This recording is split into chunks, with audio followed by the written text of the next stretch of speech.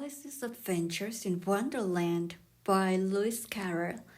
Chapter 1 Down the Rabbit Hole.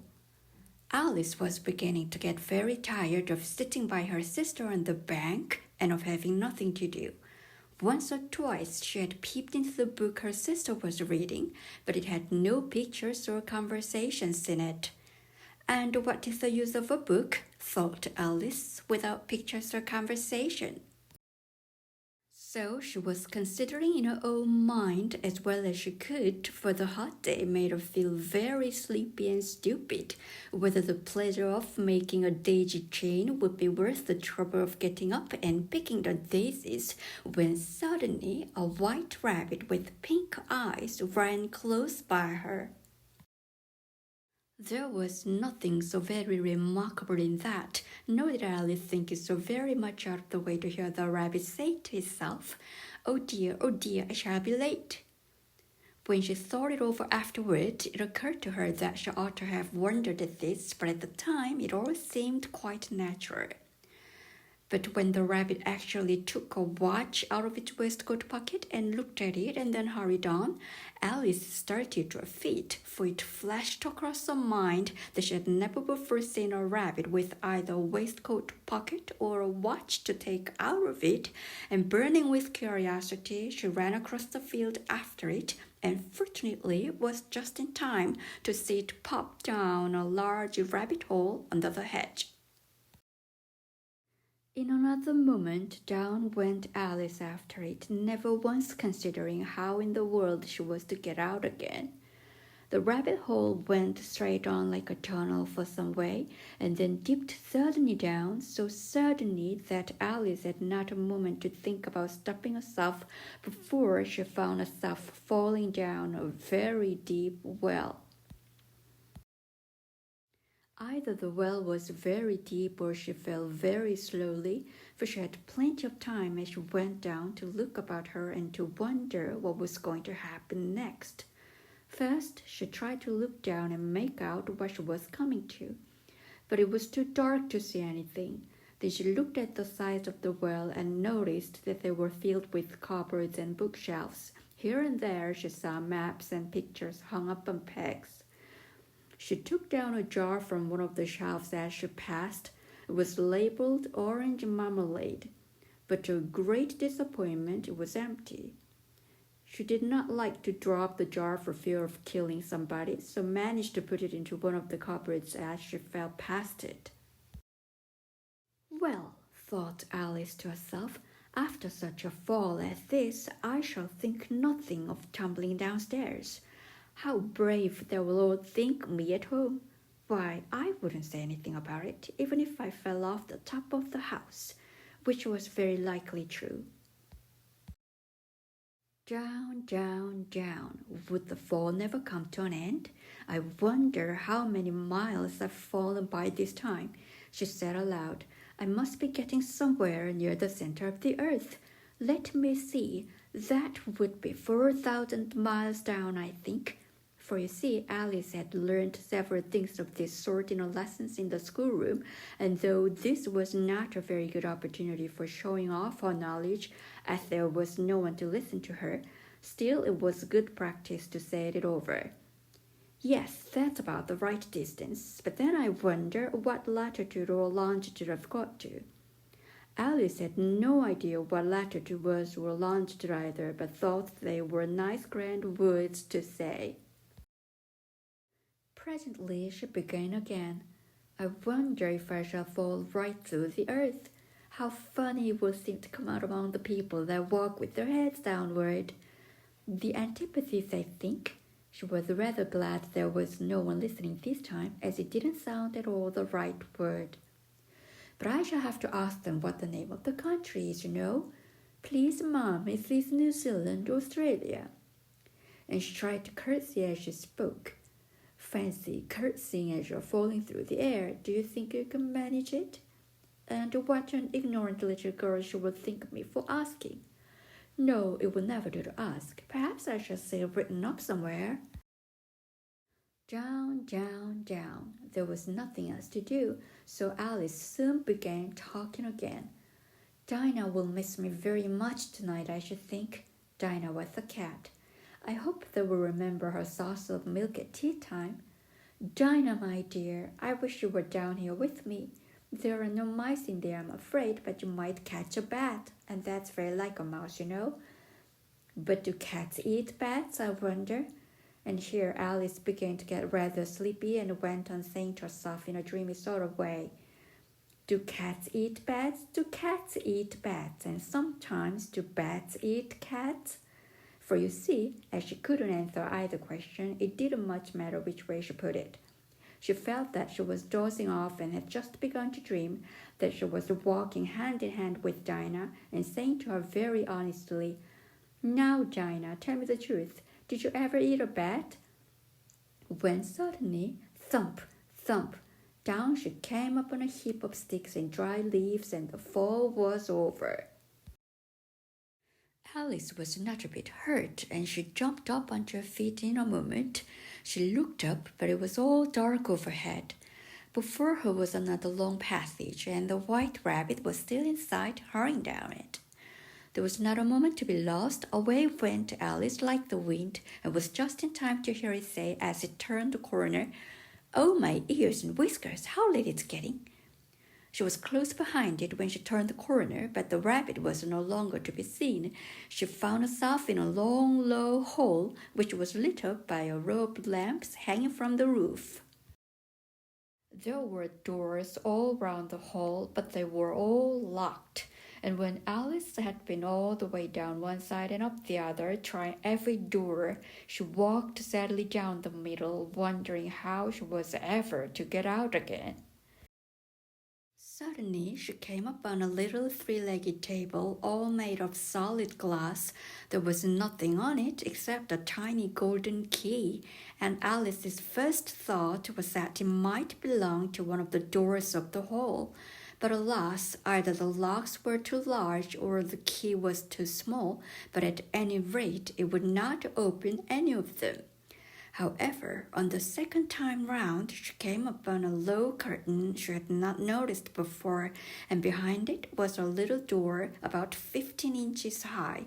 She tried the little golden key in the lock, and to her great delight, it fitted. Alice opened the door and found that it led into a small passage, not much larger than a rat hole. She knelt down and looked along the passage into the loveliest garden you ever saw. How she longed to get out of that dark hole and wander about among those beds of bright flowers and those cool fountains, but she could not even get her head through the doorway. And even if my head would go through, thought poor Alice, it would be of very little use without my shoulders. Oh, how I wish I could shut up like a telescope. I think I could if I only know how to begin. For you see, so many out-of-the-way things had happened lately that Alice had begun to think that very few things indeed were really impossible. There seemed to be no use in waiting by the little door, so she went back to the table, half hoping she might find another key on it, or at any rate a book of rules for shutting people up like telescopes. This time she found a little bottle on it, which certainly was not here before, said Alice, and round the neck of the bottle was a paper label with the words "Drink Me" beautifully printed on it in large letters. It was all very well to say "drink me," but the little wise Alice was not going to do that in a hurry. "No, I'll look first," she said, "and see whether it's marked poison or not." For she had read several nice little histories about children who had got burnt and eaten up by wild beasts and other unpleasant things, all because they would not remember the simple rules their friends had taught them, such as that a red-hot poker will burn you if you hold it too long, and that if you cut your finger very deeply with a knife, it usually bleeds. And she had never forgotten that if you drink much from a bottle marked poison, it is almost certain to disagree with you sooner or later. However, this bottle was not marked poison, so Alice ventured to taste it, and finding it very nice, It had in fact a sort of mixed flavor of cherry tart, custard, pineapple, roast turkey, toffee, and hot buttered toast.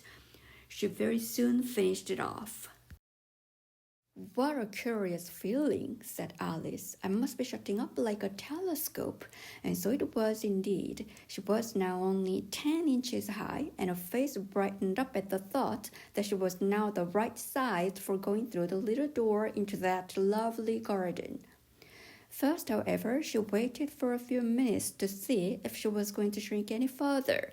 She felt a little nervous about this, for it might end, said Alice to herself, in my going out altogether like a candle. I wonder what I should be like then. And she tried to fancy what the flame of a candle is like after the candle is blown out, for she could not remember ever having seen such a thing. After a while, finding that nothing more happened, she decided on going into the garden at once. But alas for poor Alice, when she got to the door, she found she had forgotten the little golden key, and when she went back to the table for it, she found she could not possibly reach it. She could see it quite plainly through the glass, and she tried her best to climb up one of the legs of the table, but it was too slippery. And when she had tired herself out with trying, the poor little thing sat down and cried.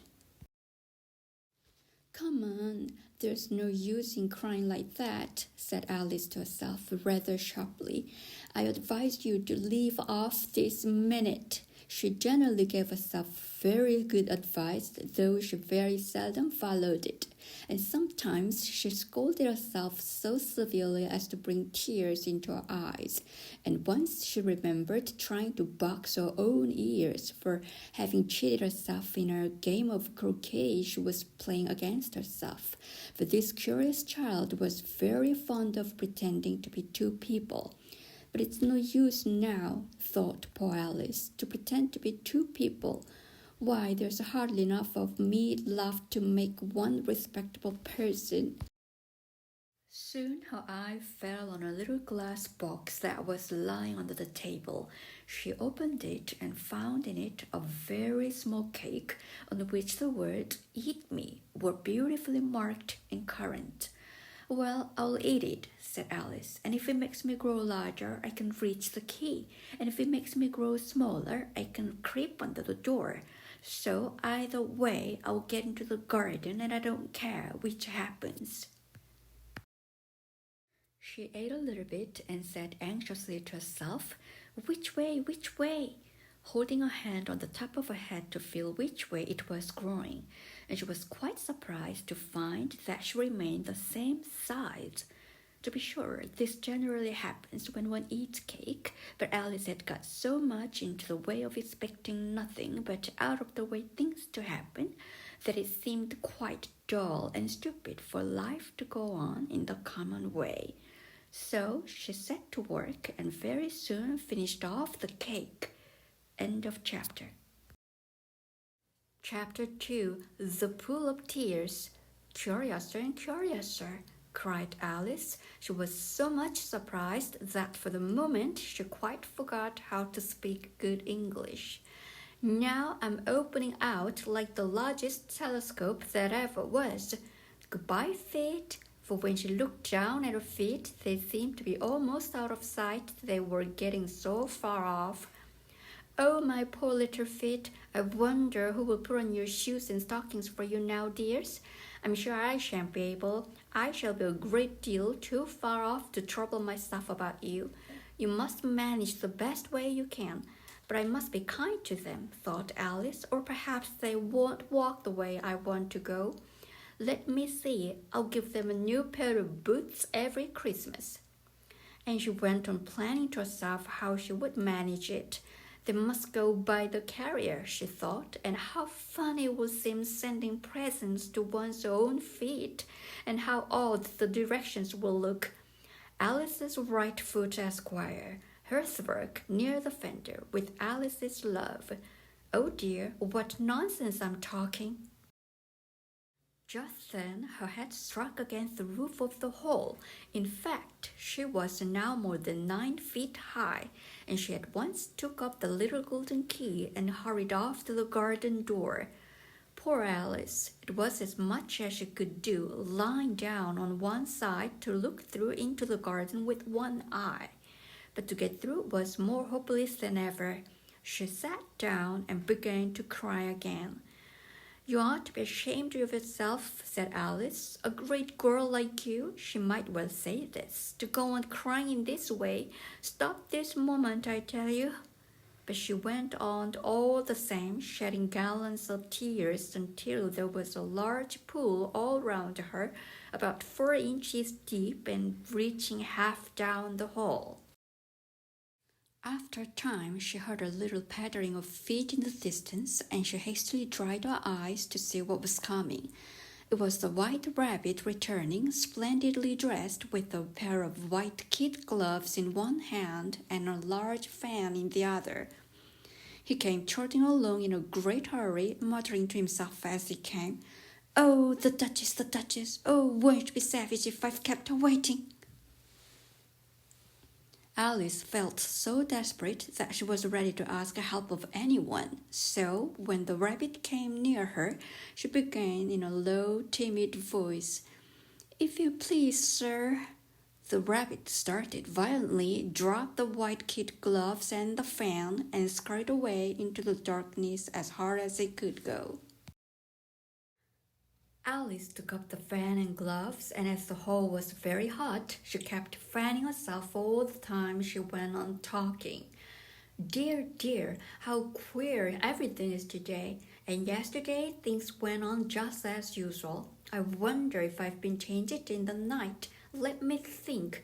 Was I the same when I got up this morning? I almost think I can remember feeling a little different. But if I'm not the same, the next question is, who in the world am I? Ah, that's the great puzzle." And she began thinking over all the children she knew that were the same age as herself to see if she could have been changed for any of them. "I'm sure I'm not Ada," she said, "for her hair goes in such long ringlets and mine doesn't go in ringlets at all.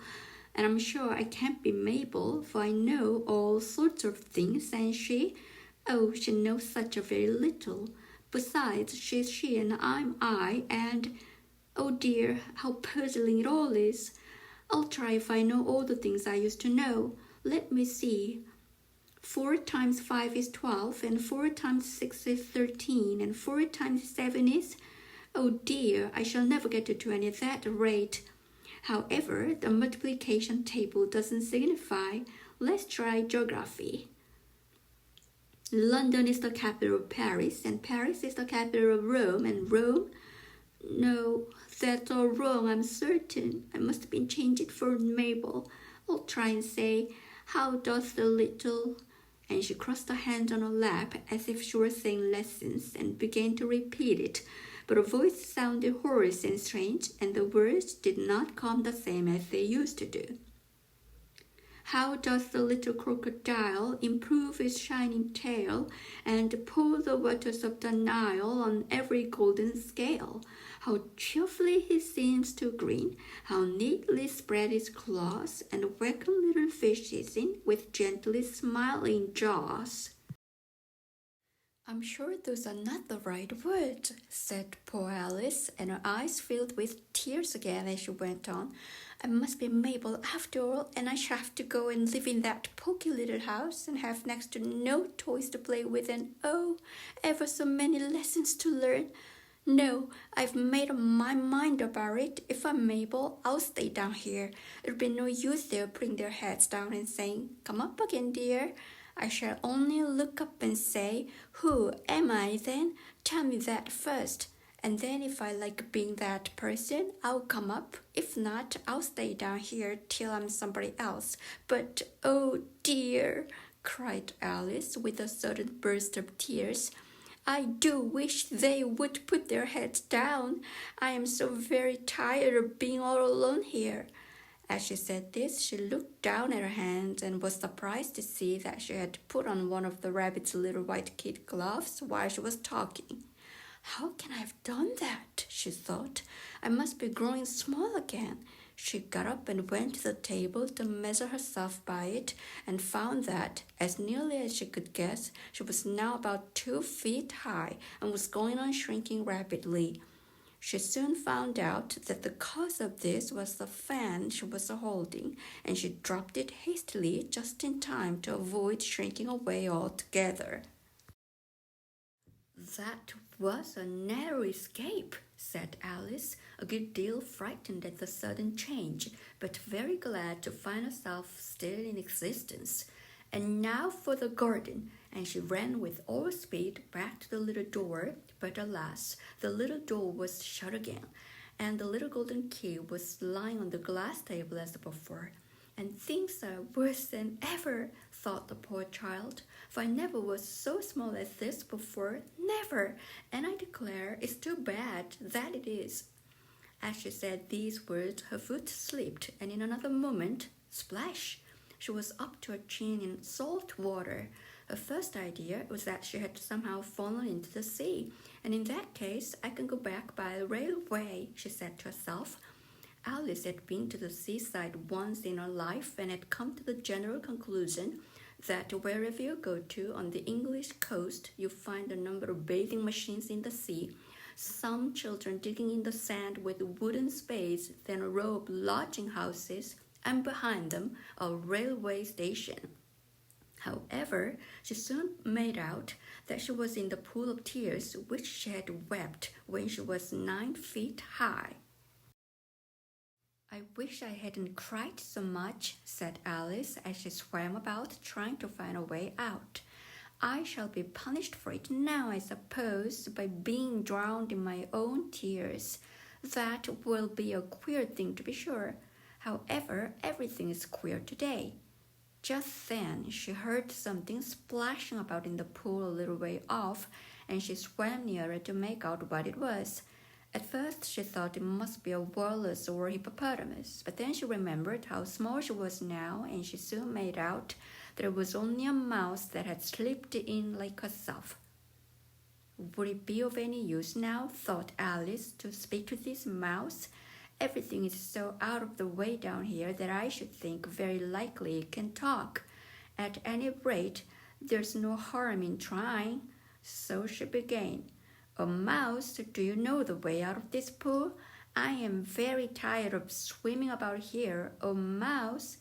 Alice thought this must be the right way of speaking to a mouse. She had never done such a thing before, but she remembered having seen in her brother's Latin grammar, "A mouse, of a mouse, to a mouse, a mouse, a mouse." The mouse looked at her rather inquisitively and seemed to her to wink with one of its little eyes, but it said nothing. "Perhaps it doesn't understand English," thought Alice. "I dare say it's a French mouse come over with William the Conqueror." For with all her knowledge of history, Alice had no very clear notion how long ago anything had happened. So she began again, "Où est ma chatte?" which was the first sentence in her French lesson book. The mouse gave a sudden leap out of the water and seemed to quiver all over with fright. "Oh, I beg your pardon," cried Alice hastily, afraid that she had hurt the poor animal's feelings. "I quite forgot you didn't like cats." "Not like cats!" cried the mouse in a shrill, passionate voice. "Would you like cats if you were me?" "Well, perhaps not," said Alice in a soothing tone. "Don't be angry about it, and yet I wish I could show you our cat Dinah. I think you'd take a fancy to cats if you could only see her. She is such a dear, quiet thing," Alice went on half to herself as she swam lazily about in the pool, "and she sits purring so nicely by the fire, licking her paws and washing her face, and she is such a nice soft thing to nurse, and she is such a capital one for catching mice." "Oh, I beg your pardon," cried Alice again, for this time the mouse was bristling all over, and she felt certain it must be really offended. "We won't talk about her any more if you'd rather not." "We indeed," cried the mouse, who was trembling down to the end of his tail. "As if I would talk on such a subject. Our family always hated cats, nasty, low, vulgar things. Don't let me hear the name again." "I won't indeed," said Alice in a great hurry to change the subject of conversation. Are you fond of dogs?" The mouse did not answer, so Alice went on eagerly. "There is such a nice little dog near our house I should like to show you. A little bright-eyed terrier, you know, with such long curly brown hair. And it will fetch things when you throw them, and it will sit up and beg for its dinner and all sorts of things. I can't remember half of them. And it belongs to a farmer, you know, and he said it's so useful. It's worth £100. He said it kills all the rats and—" "Oh dear!" cried Alice in a sorrowful tone. "I'm afraid I've offended it again." For the mouse was swimming away from her as hard as it could go and making quite a commotion in the pool as it went. So she called softly after it, "Mouse dear, do come back again, and we won't talk about cats or dogs either if you don't like them." When the mouse heard this, it turned round and swam slowly back to her. Its face was quite pale with passion, Alice thought, and it said in a low, trembling voice, "Let us get to the shore, and then I'll tell you my history, and you will understand why it is I hate cats and dogs." It was high time to go, for the pool was getting quite crowded with the birds and animals that had fallen into it. There were a duck and a dodo, a lory and an eaglet, and several other curious creatures. Alice led the way, and the whole party swam to the shore. End of chapter. Chapter 3. A Caucus Race and a Long Tail. They were indeed a queer-looking party that assembled on the bank, the birds with draggled feathers, the animals with their fur clinging close to them and all dripping wet, cross and uncomfortable. The first question, of course, was how to get dry again. They had a consultation about this, and after a few minutes it seemed quite natural to Alice to find herself talking familiarly with them as if she had known them all her life. Indeed, she had quite a long argument with the lory, who at last turned sulky and would only say, "I am older than you and must know better." And this Alice would not allow without knowing how old it was, and as the lory positively refused to tell its age, there was no more to be said.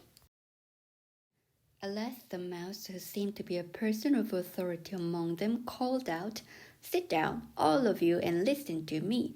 I'll soon make you dry enough." They all sat down at once in a large ring with the mouse in the middle. Alice kept her eyes anxiously fixed on it, for she felt sure she would catch a bad cold if she did not get dry very soon. "Ahem," said the mouse with an important air. "Are you all ready? This is the driest thing I know. Silence all round, if you please. William the Conqueror, whose cause was favored by the Pope, was soon submitted to by the English, who wanted leaders and had been of late much accustomed to usurpation and conquest. Edwin and Morcar, the Earls of Mercia and Northumbria—" said the lory with a shiver.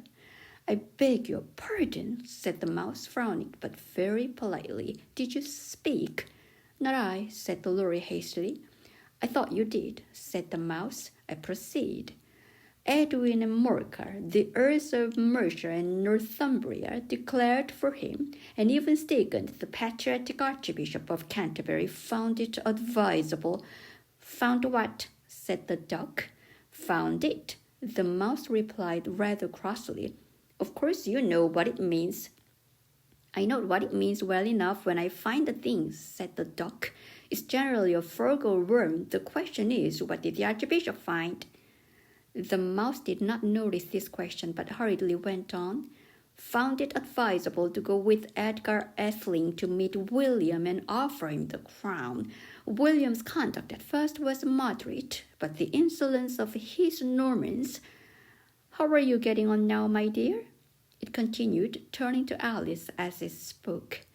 "As wet as ever," said Alice in a melancholy tone. "It doesn't seem to dry me at all." "In that case," said the dodo solemnly, rising to its feet, I move that the meeting adjourned for the immediate adoption of more energetic remedies. Speak English, said the eaglet. I don't know the meaning of half those loanwords, and what's more, I don't believe you do either. And the eaglet bent down its head to hide a smile. Some of the other birds tittered audibly. What I was going to say, said the dodo in an offended tone, was that the best thing to get us dry would be a caucus race.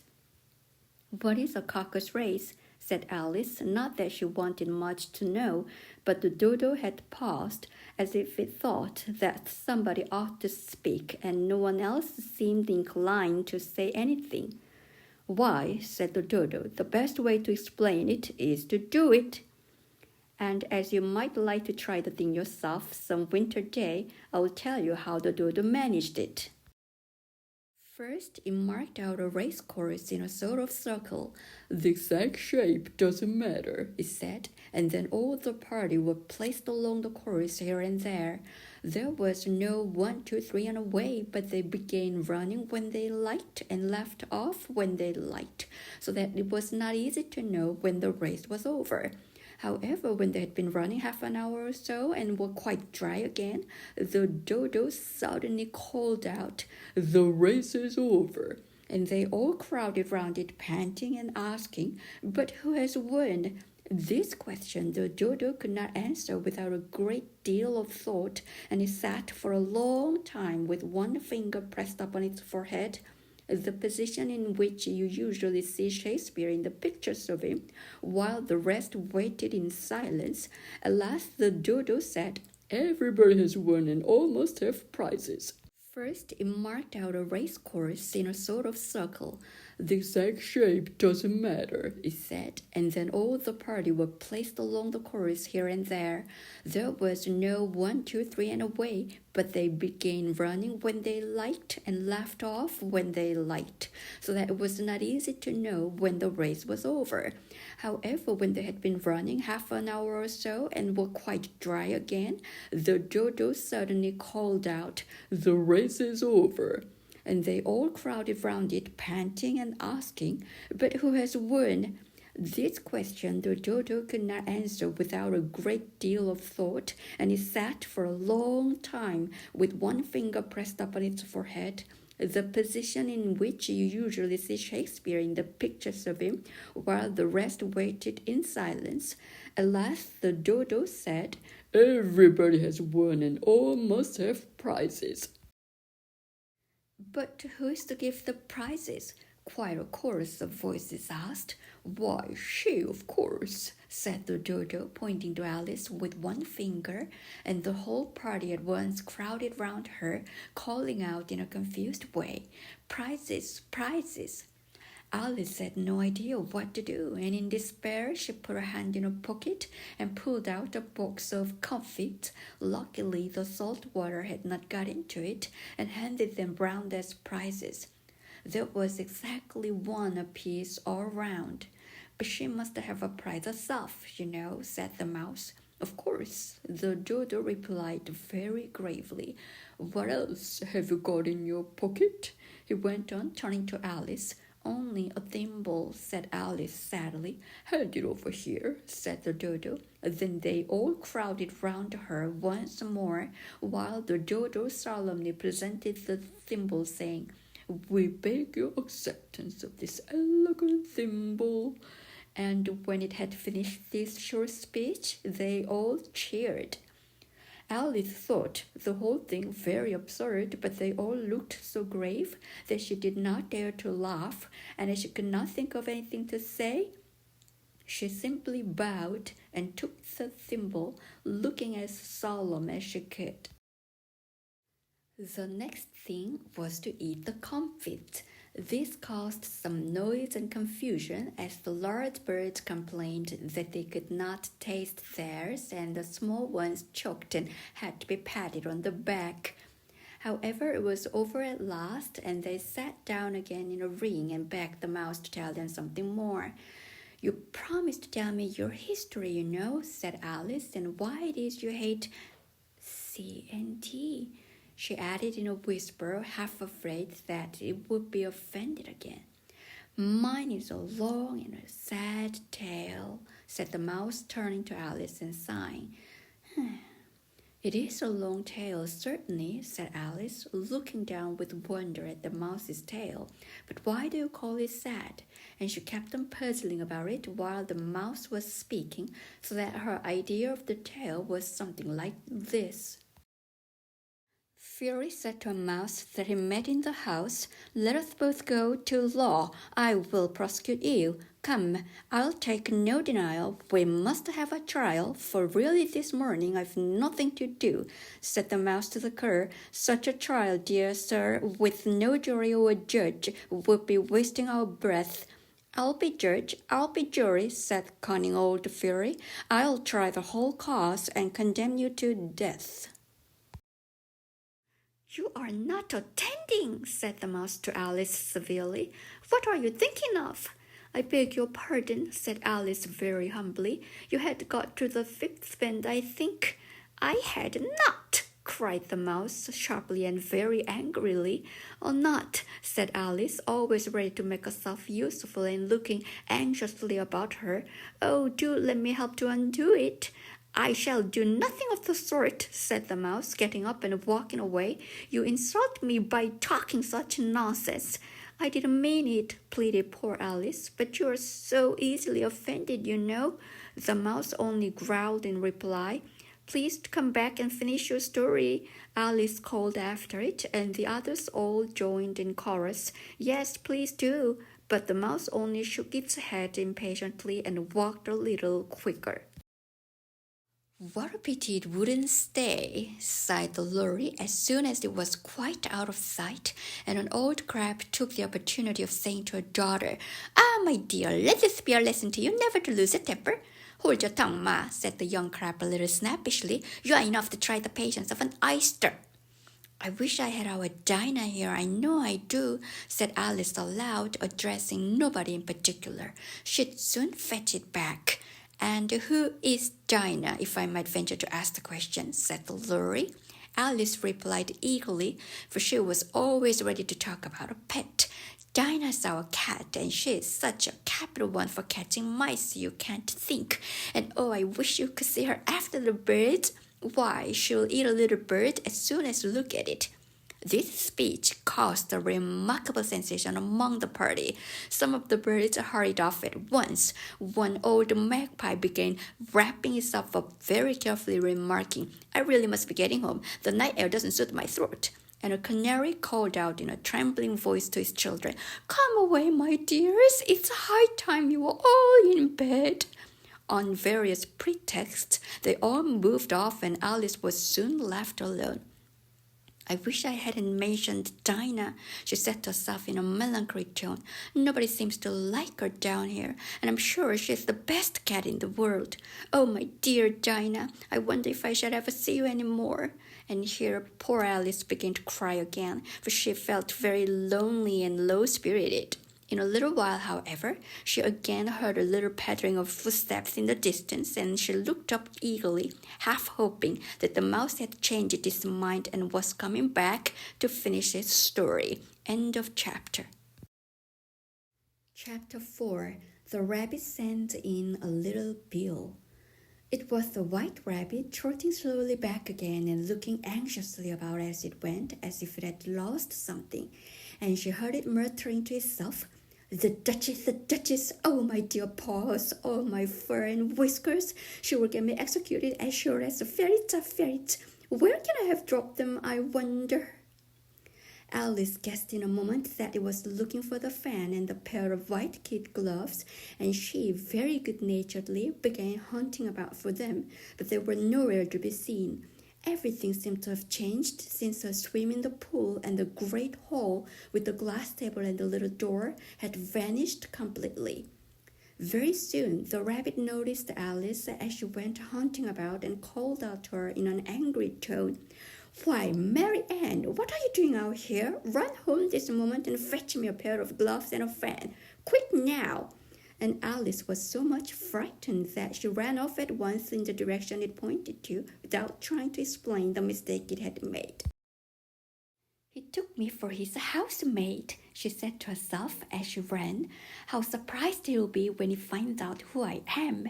But I'd better take him his fan and gloves, that is, if I can find them. As she said this, she came upon a neat little house, on the door of which was a bright brass plate with the name W. Rabbit engraved upon it. She went in without knocking and hurried upstairs in great fear lest she should meet the real Mary Ann and be turned out of the house before she had found the fan and gloves. How queer it seems, Alice said to herself, to be going messages for a rabbit. I suppose Dinah will be sending me on messages next. And she began fancying the sort of thing that would happen. Miss Alice, come here directly and get ready for your walk. Coming in a minute, nurse, but I've got to see that the mouse doesn't get out. Only I don't think, Alice went on, that they'd let Dinah stop in the house if it began ordering people about like that. By this time, she had found her way into a tidy little room with a table in the window, and on it, as she had hoped, a fan and 2 or 3 pairs of tiny white kid gloves. She took up the fan and a pair of the gloves and was just going to leave the room when her eye fell upon a little bottle that stood near the looking-glass. There was no label this time with the words "Drink me," but nevertheless she uncorked it and put it to her lips. I know something interesting is sure to happen, she said to herself, whenever I eat or drink anything, so I'll just see what this bottle does. I do hope it will make me grow large again, for really I'm quite tired of being such a tiny little thing. It did so indeed, and much sooner than she had expected. Before she had drunk half the bottle, she found her head pressing against the ceiling and had to stoop to save her neck from being broken. She hastily put down the bottle, saying to herself, That's quite enough. I hope I shan't grow any more. As it is, I can't get out at the door. I do wish I hadn't drunk quite so much. Alas, it was too late to wish that. She went on growing and very soon had to kneel down on the floor. In another minute there was not even room for this, and she tried the effect of lying down with one elbow against the door and the other arm curled round her head. Still she went on growing, and as a last resource she put one arm out of the window and one foot up the chimney and said to herself, Now I can do no more. Whatever happens, what will become of me? Luckily for Alice, the little magic bottle had now had its full effect and she grew no larger. Still, it was very uncomfortable, and as there seemed to be no sort of chance of her ever getting out of the room again, no wonder she felt unhappy. It was much pleasanter at home, thought poor Alice, when one wasn't always growing larger and smaller and being ordered about by mice and rabbits. I almost wish I hadn't gone down that rabbit hole. And yet, it's rather curious, this sort of life. I do wonder what can ever happen to me. When I used to read fairy tales, I fancied that kind of thing never happened, and now here I am in the middle of one. There ought to be a book written about me, that there ought, and when I grow up, I'll write one. But I'm grown up now, she added in a sorrowful tone. At least there's no room to grow up any more here. But then, thought Alice, should I never get any older than I am now? That would be a comfort, one way, never to be an old woman. But then, always to have lessons to learn. Oh, I shouldn't like that. Oh, you foolish Alice, she answered herself. How can you learn lessons in here? Why, there's hardly room for you, and no room at all for any lesson books. And so she went on, taking first one side and then the other, and making quite a conversation of it all together. But after a few minutes, she heard a voice outside and stopped to listen. Mary Ann, said the voice, fetch me my gloves this moment. Then came a little pattering of feet on the stairs. Alice knew it was the rabbit coming to look for her, and she trembled till she shook the house, quite forgetting that she was now about 1,000 times as large as the rabbit and had no reason to be afraid of it. Presently the rabbit came up to the door and tried to open it, but as the door opened inwards and Alice's elbow was pressed hard against it, that attempt proved a failure. Alice hardly said to herself, "Then I'll go round and get in at the window." "That you won't," thought Alice, and after waiting till she fancied she heard the rabbit just under the window, she suddenly spread out her hand and made a snatch in the air. She did not get hold of anything, but she heard a little shriek and a fall and a crash of broken glass, from which she concluded that it was just possible it had fallen into a cucumber frame or something of the sort. Next came an angry voice, the rabbit. "Pat, Pat, where are you?" And then a voice she had never heard before. "Sure, then I'm here digging for apples, Your Honor." "Digging for apples, indeed," said the rabbit angrily. "Here, come and help me out of this." Sound of more broken glass. "Now tell me, Pat, what's that in the window?" "Sure, it's an arm, Your Honor." He pronounced it arm. "An arm, you goose. Whoever saw one that size? Why, it fills the whole window." "Sure it does, Your Honor, but it's an arm for that." "Well, it's got no business there at any rate. Go and take it away." There was a long silence after this, and Alice could only hear whispers now and then, such as, "Sure, I don't like it, Your Honor, at all, at all. Do as I tell you, you coward." And at last she spread out her hand again and made another snatch in there. This time there were 2 little shrieks and more sounds of broken glass. "What a number of cucumber frames there must be," thought Alice. "I wonder what they will do next. As for pulling me out of the window, I only wish they could. I'm sure I don't want to stay in here any longer." She waited for some time without hearing anything more. At last came a rumbling of little cartwheels and the sound of a good many voices all talking together. She made out the words, "Where's the other letter?" "Why, I hadn't to bring but one. Bill's got the other." "Bill, fetch it here, lad." "Here, put 'em up at this corner." "No, tie 'em together first." "They don't reach half high enough yet." "Oh, they will do well enough. Don't be particular." "Here, Bill, catch hold of this rope." "Will the roof bear?" "Mind the loose slate." "Oh, it's coming down, heads below." A loud crash. "Now, who did that?" "It was Bill, I fancy." "Who's to go down the chimney?" "Nay, I shan't. You do it." "That I won't, then." "Bill's to go down here." "Bill, the master says you're to go down the chimney." "Oh, so Bill's got to come down the chimney, has he?" said Alice to herself. "Shy, they seem to put everything up on Bill. I wouldn't be in Bill's place for a good deal. This fireplace is narrow, to be sure, but I think I can kick a little." She drew her foot as far down the chimney as she could and waited till she heard a little animal, she couldn't guess of what sort it was, scratching and scrambling about in the chimney close above her. Then saying to herself, "This is Bill," she gave one sharp kick and waited to see what would happen next. The first thing she heard was a general chorus of, "There goes Bill." Then the rabbit's voice alone, "Catch him, you by the head." Then silence, and then another confusion of voices. "Hold up his head. Brandy now, don't choke him. How was it, old fellow? What happened to you? Tell us all about it." Last came a little feeble squeaking voice. "That's Bill," thought Alice. "Well, I hardly know no more, thank ye. I'm better now, but I'm a deal too flustered to tell you. All I know is something comes at me like a jack-in-the-box, and up I goes like a skyrocket." "So you did, old fellow," said the others. "We must burn the house down," said the rabbit's voice, and Alice called out as loud as she could, "If you do, I'll set dynamite you." There was a dead silence instantly, and Alice thought to herself, "I wonder what they will do next. If they had any sense, they'd take the roof off." After a minute or two, they began moving about again, and Alice heard the rabbit say, "A barrelful will do to begin with." A barrelful of what? thought Alice, but she had not long to doubt, for the next moment a shower of little pebbles came rattling in at the window, and some of them hit her in the face. "Oh, bro, stop to this," she said to herself, and shouted out, "You'd better not do that again," which produced another dead silence. Alice noticed with some surprise that the pebbles were all turning into little cakes as they lay on the floor, and a bright idea came into her head. "If I eat one of these cakes," she thought, "it's sure to make some change in my size, and as it can't possibly make me larger, it must make me smaller, I suppose."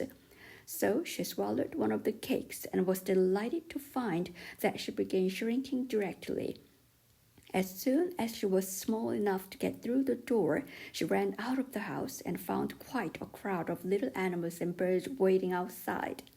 The poor little lizard Bill was in the middle, being held up by 2 guinea pigs who were giving it something out of a bottle.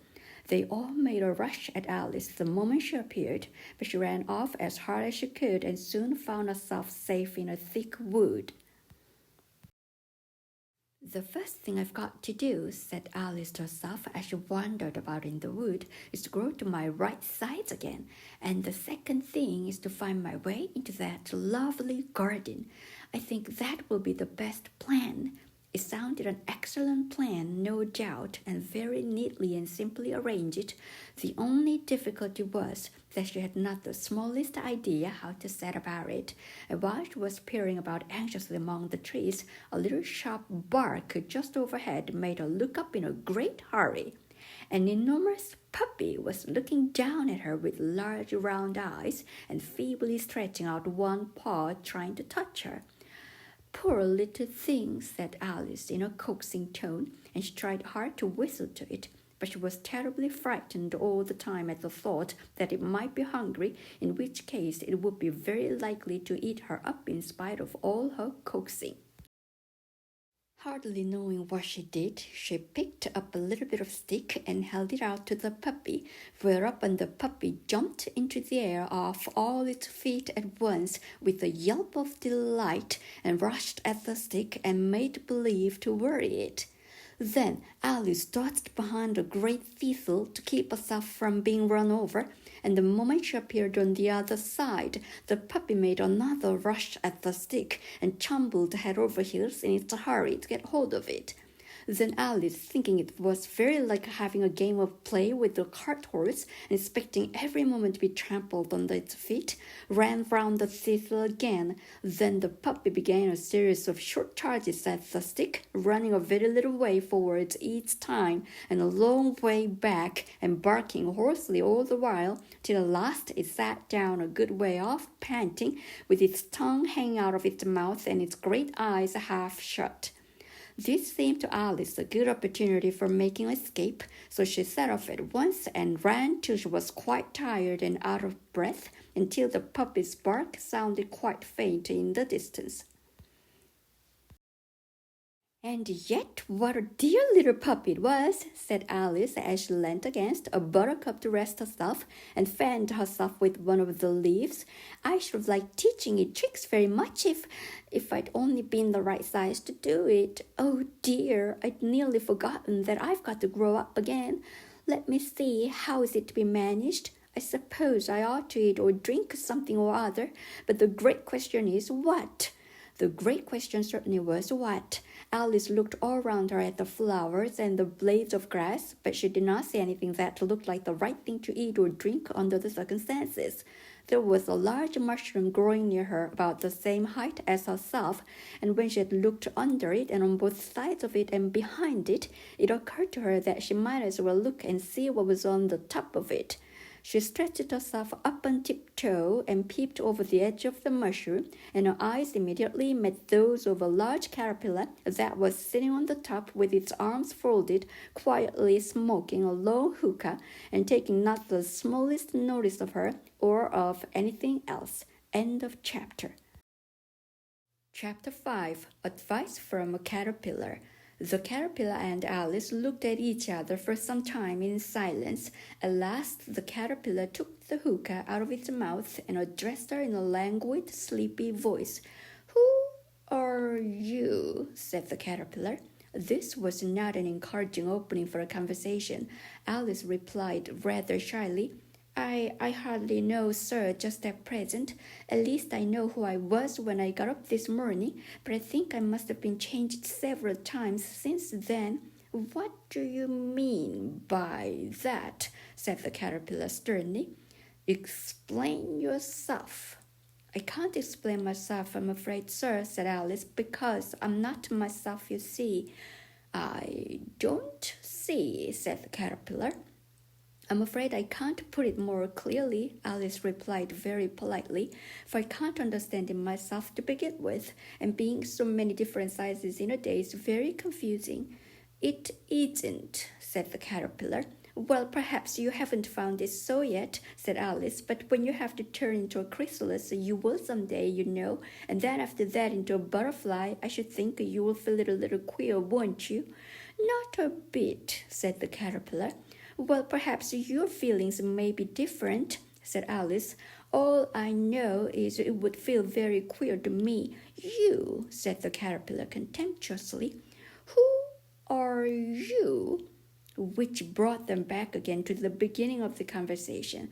Alice felt a little irritated at the caterpillars making such very short remarks, and she drew herself up and said very gravely, I think you ought to tell me who you are first. Why? Said the caterpillar. Here was another puzzling question, and as Alice could not think of any good reason, and as the caterpillar seemed to be in a very unpleasant state of mind, she turned away. Come back, the caterpillar called after her. I've something important to say. This sounded promising, certainly. Alice turned and came back again. Keep your temper, said the caterpillar. Is that all? Said Alice, swallowing down her anger as well as she could. No, said the caterpillar. Alice thought she might as well wait, as she had nothing else to do, and perhaps after all it might tell her something worth hearing. For some minutes it puffed away without speaking, but at last it unfolded its arms, took the hookah out of its mouth again, and said, So, you think you're changed, do you? I'm afraid I am, sir, said Alice. I can't remember things as I used, and I don't keep the same size for 10 minutes together. Can't remember what things? Said the caterpillar. Well, I've tried to say how doth a little busy bee, but it all came different, Alice replied in a very melancholy voice. Repeat. You are old Father William, said the caterpillar. Alice folded her hands and began. You are old Father William, the young man said, and your hair has become very white, and yet you incessantly stand on your head. Do you think at your age it is right? In my youth, Father William replied to his son, I feared it might injure the brain, but now that I am perfectly sure I have none, why I do it again and again. You are old, said the youth, as I mentioned before, and have grown most uncommonly fat, yet you turned a back somersault in at the door. Pray, what is the reason of that? In my youth, said the sage, as he shook his grey locks, I kept all my limbs very supple by the use of this ointment. 1 shilling the box, allow me to sell you a couple. You are old, said the youth, and your jaws are too weak for anything tougher than suet, yet you finished the goose with the bones and the beak. Pray, how did you manage to do it? In my youth, said his father, I took to the law and argued each case with my wife, and the muscular strength which it gave to my jaw has lasted the rest of my life.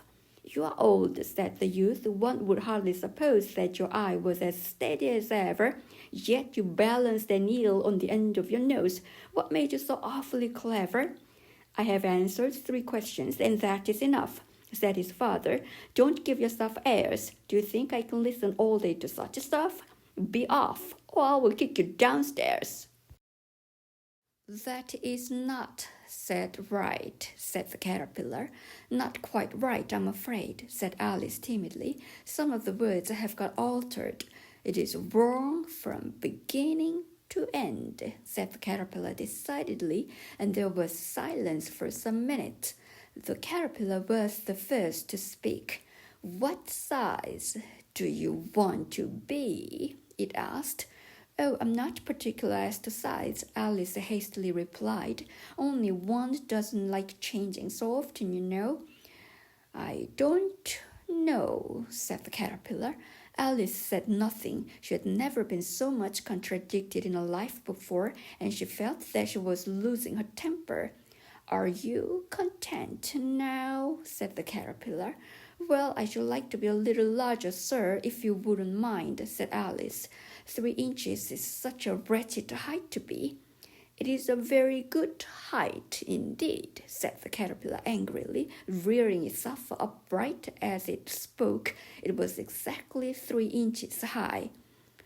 But I'm not used to it, pleaded poor Alice in a piteous tone, and she thought of herself, I wish the creatures wouldn't be so easily offended. You will get used to it in time, said the caterpillar, and it put the hookah into its mouth and began smoking again. This time Alice waited patiently until it chose to speak again.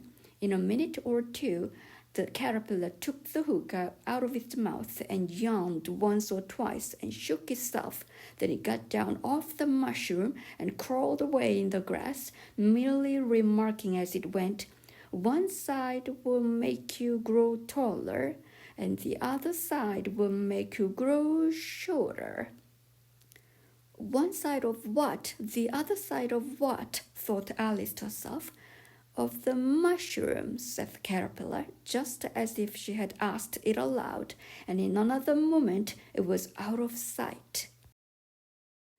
Alice remained looking thoughtfully at the mushroom for a minute, trying to make out which were the 2 sides of it, and as it was perfectly round, she found this a very difficult question.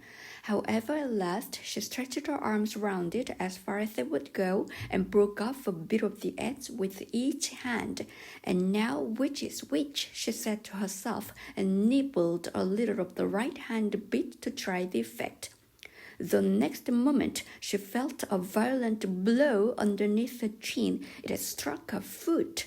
She was a good deal frightened by this very sudden change, but she felt that there was no time to be lost as she was shrinking rapidly. So she set to work at once to eat some of the other bit. Her chin was pressed so closely against her foot that there was hardly room to open her mouth, but she did it at last and managed to swallow a morsel of the left-hand bit. Come, my head's free at last, said Alice in a tone of delight, which changed into alarm in another moment when she found that her shoulders were nowhere to be found.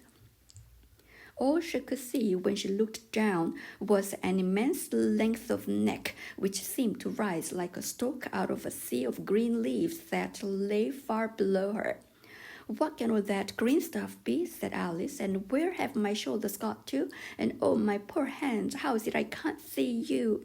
She was moving them about as she spoke, but no result seemed to follow, except a little shaking among the distant green leaves.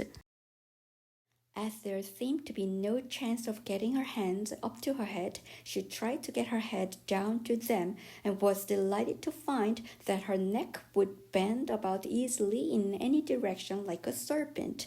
She had just succeeded in curving it down into a graceful zigzag and was going to dive in among the leaves, which she found to be nothing but the tops of the trees under which she had been wandering, when a sharp hiss made her draw back in a hurry. A large pigeon had flown into her face and was beating her violently with its wings. "Serpent!" screamed the pigeon. "I'm not a serpent," said Alice indignantly. "Let me alone." "Serpent, I say again," repeated the pigeon, but in a more subdued tone, and added with a kind of sob, "I've tried every way, and nothing seems to suit them." "I haven't the least idea what you're talking about," said Alice. "I've tried the roots of trees, and I've tried banks, and I've tried hedges," the pigeon went on without attending to her. "But those serpents, there's no pleasing them." Alice was more and more puzzled, but she thought there was no use in saying anything more till the pigeon had finished. "As if it wasn't trouble enough hatching the eggs," said the pigeon, "but I must be on the lookout for serpents night and day. Why, I haven't had a wink of sleep these 3 weeks. "I'm very sorry you've been annoyed," said Alice, who was beginning to see its meaning. "And just as I'd taken the highest tree in the wood," continued the pigeon, raising its voice to a shriek, "and just as I was thinking I should be free of them at last, they must needs come wriggling down from the sky. Ugh, serpent!" "But I'm not a serpent, I tell you," said Alice. I'm a... "Well, are you?" said the pigeon. "I can see you're trying to invent something." I'm a little girl," said Alice rather doubtfully, as she remembered the number of changes she had gone through that day. "A likely story indeed," said the pigeon in a tone of the deepest contempt. "I've seen a good many little girls in my time, but never one with such a neck as that. No, you're a serpent, and there's no use denying it. I suppose you'll be telling me next that you never tasted an egg." "I have tasted eggs, certainly," said Alice, who was a very trustful child. "But little girls eat eggs quite as much as serpents do, you know." "I don't believe it," said the pigeon. "But if they do, why then they are a kind of serpent. That's all I can say." This was such a new idea to Alice that she was quite silent for a minute or two, which gave the pigeon the opportunity of adding, "You're looking for eggs. I know that well enough. And what does it matter to me whether you're a little girl or a serpent?" "It matters a good deal to me," said Alice hastily, "but I'm not looking for eggs as it happens, and if I was, I shouldn't want yours. I don't like them raw." "Well, be off then," said the pigeon in a sulky tone as it settled down again into its nest. Alice crouched down among the trees as well as she could, for her neck kept getting entangled among the branches, and every now and then she had to stop and untwist it. After a while she remembered that she still held the pieces of mushroom in her hand, and she set to work very carefully, nibbling first at one and then at the other, and growing sometimes taller and sometimes shorter, until she had succeeded in bringing herself down to her usual height.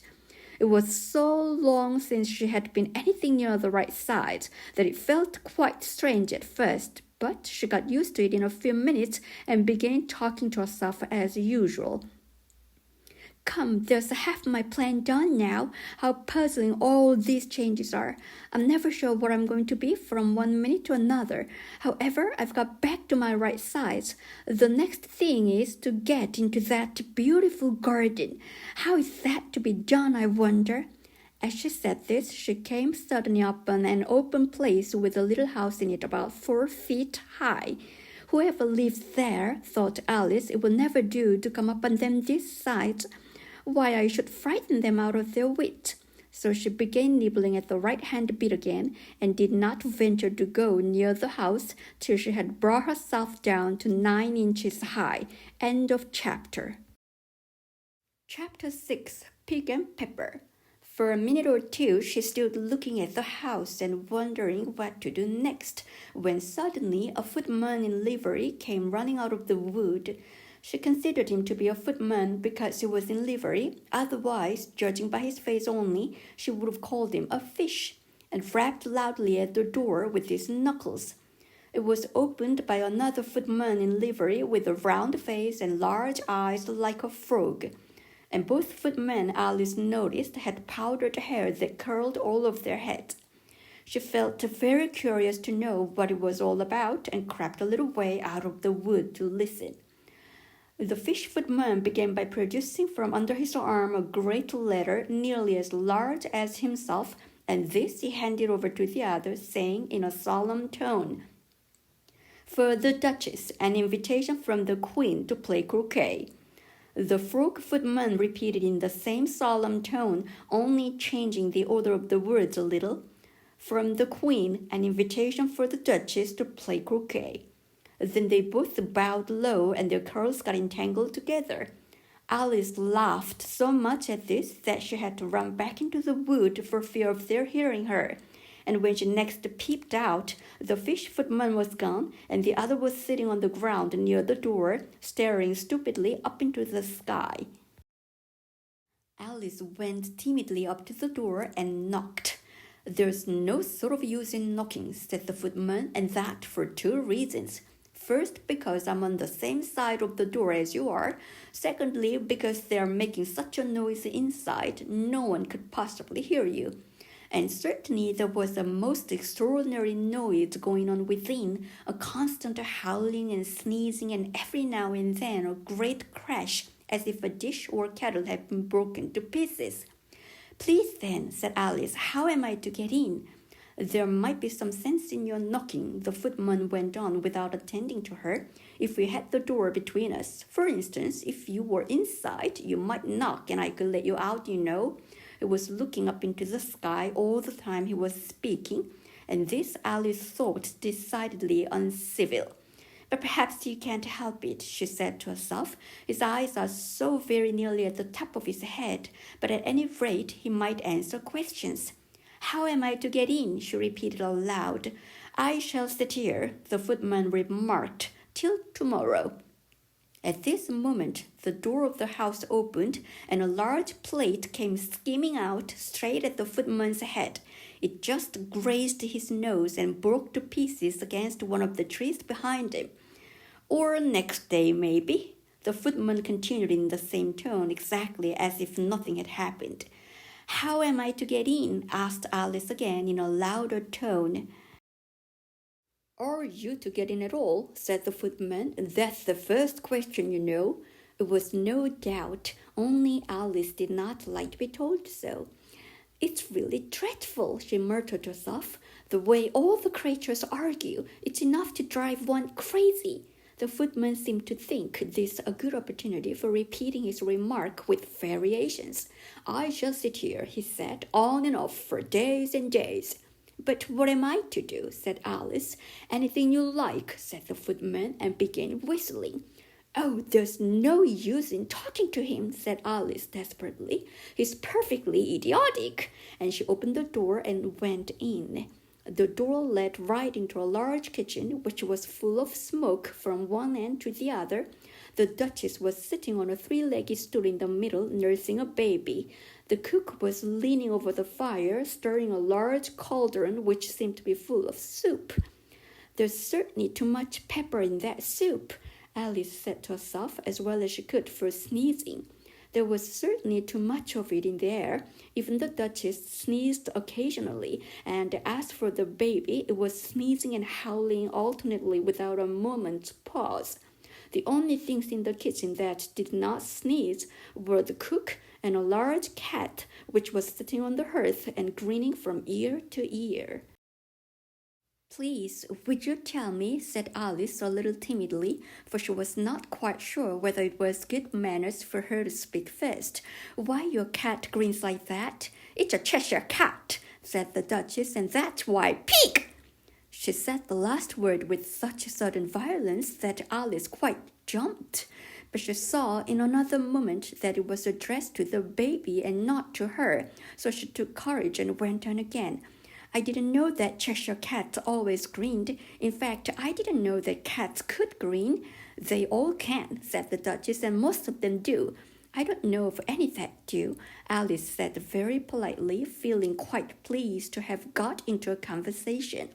You don't know much, said the Duchess, and that's a fact. Alice did not at all like the tone of this remark and thought it would be as well to introduce some other subject of conversation. While she was trying to fix on one, the cook took the cauldron of soup off the fire and at once set to work throwing everything within her reach at the Duchess and the baby. The fire irons came first, then followed a shower of saucepans, plates, and dishes. The Duchess took no notice of them even when they hit her, and the baby was howling so much already that it was quite impossible to say whether the blows hurt it or not. Please, mind what you're doing, cried Alice, jumping up and down in an agony of terror. Oh, there goes his precious nose, as an unusually large saucepan flew close by it and very nearly carried it off. If everybody minded their own business, the Duchess said in a hoarse growl, the world would go round a deal faster than it does. Which would not be an advantage, said Alice, who felt very glad to get an opportunity of showing off a little of her knowledge.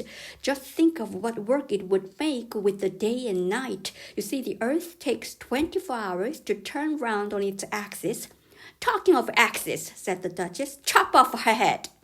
Alice glanced rather anxiously at the cook to see if she meant to take the hint, but the cook was busily stirring the soup and seemed not to be listening, so she went on again.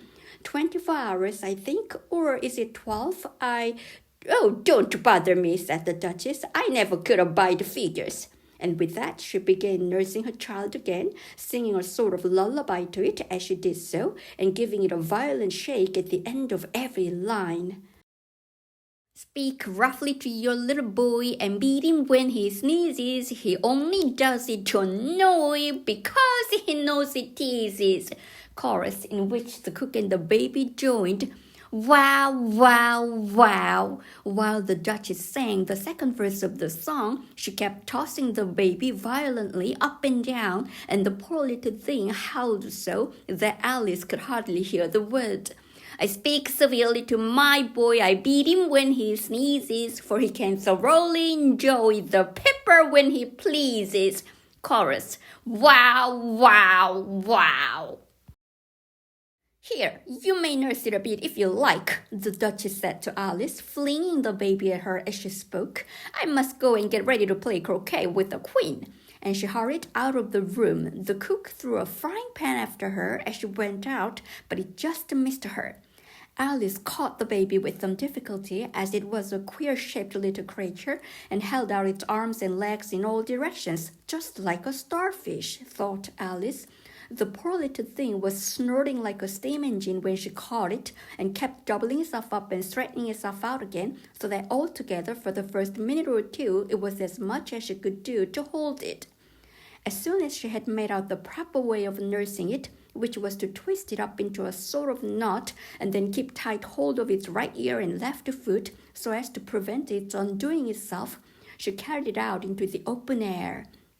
"If I don't take this child away with me," thought Alice, "they are sure to kill it in a day or two. Wouldn't it be murder to leave it behind?" She said the last words out loud, and the little thing grunted in reply.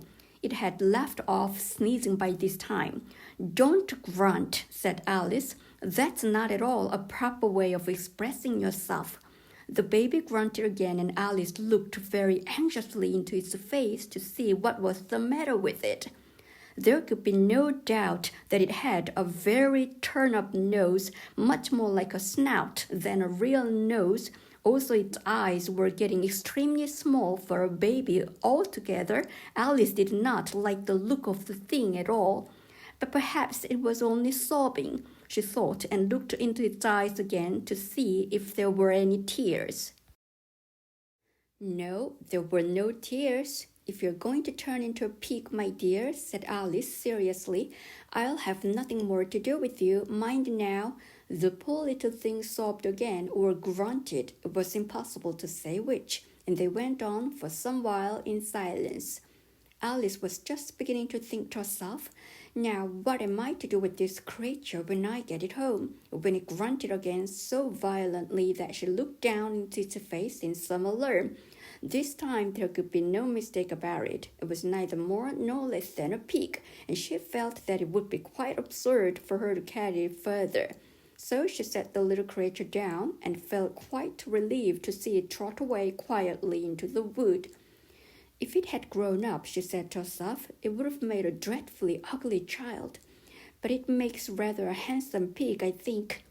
And she began thinking over other children she knew who might do very well as pigs, and was just saying to herself, if one only knew the right way to change them, when she was a little startled by seeing the Cheshire Cat sitting on a bough of a tree a few yards off. The cat only grinned when it saw Alice. It looked good-natured, she thought. Still, it had very long claws and a great many teeth, so she felt that it ought to be treated with respect.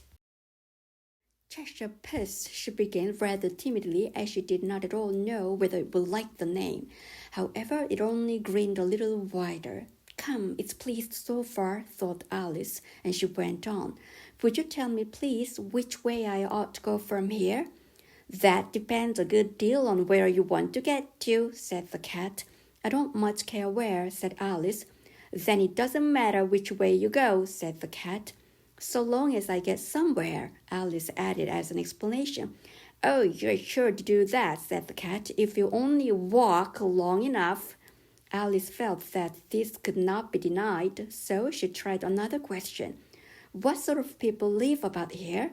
In that direction, the cat said, waving its right paw around, lives a hatter. And in that direction, waving the other paw, lives a March hare. Visit either you like, they are both mad. But I don't want to go among mad people, Alice remarked. Oh, you can't help that, said the cat. We are all mad here. I'm mad, you're mad. How do you know I'm mad? Said Alice. You must be, said the cat, or you wouldn't have come here. Alice didn't think that proved it at all. However, she went on. And how do you know that you're mad? To begin with, said the cat, a dog's not mad. You grant that? I suppose so, said Alice. Well then, the cat went on. You see, a dog growls when it's angry and wags its tail when it's pleased. Now, I growl when I'm pleased and wag my tail when I'm angry. Therefore, I'm mad. I call it purring, not growling, said Alice. Call it what you like, said the cat. Do you play croquet with the queen today? I should like it very much, said Alice, but I haven't been invited yet. You'll see me there, said the cat, and vanished. Alice was not much surprised at this. She was getting so used to queer things happening. While she was looking at the place where it had been, it suddenly appeared again. By the by, what became of the baby? Said the cat. I'd nearly forgotten to ask. It turned into a pig, Alice quietly said, just as if it had come back in a natural way. I thought it would, said the cat, and vanished again. Alice waited a little, half expecting to see it again, but it did not appear, and after a minute or two, she walked on in the direction in which the March hare was said to live. I've seen hatters before, she said to herself. The March hare will be much the most interesting, and perhaps as this is May, it won't be raving mad, at least not so mad as it was in March. As she said this, she looked up, and there was the cat again, sitting on a branch of a tree. Did you say pig or fig? Said the cat. I said pig, replied Alice, and I wish you wouldn't keep appearing and vanishing so suddenly. You make one quite giddy. All right, said the cat, and this time it vanished quite slowly, beginning with the end of the tail and ending with the grin, which remained some time after the rest of it had gone. Well, I've often seen a cat without a grin, thought Alice, but a grin without a cat is the most curious thing I ever saw in my life. She had not gone much farther before she came in sight of the house of the March hare. She thought it must be the right house, because the chimneys were shaped like ears and the roof was thatched with fur. It was so large a house that she did not like to go nearer till she had nibbled some more of the left-hand bit of mushroom and raised herself to about 2 feet high. Even then, she walked up towards it rather timidly, saying to herself, suppose it should be raving mad after all. I almost wish I'd gone to see the hatter instead. End of chapter. Chapter 7. A Mad Tea Party. There was a table set out under a tree in front of the house, and the March hare and the hatter were having tea at it. A dormouse was sitting between them fast asleep, and the other two were using it as a cushion, resting their elbows on it and talking over its head. Very uncomfortable for the dormouse, thought Alice, only as it's asleep, I suppose it doesn't mind. The table was a large one, but the three were all crowded together at one corner of it. No room, they cried out when they saw Alice coming. There's plenty of room, said Alice indignantly, and she sat down in a large armchair at one end of the table. Have some wine, the March hare said in an encouraging tone. Alice looked all round the table, but there was nothing on it but tea.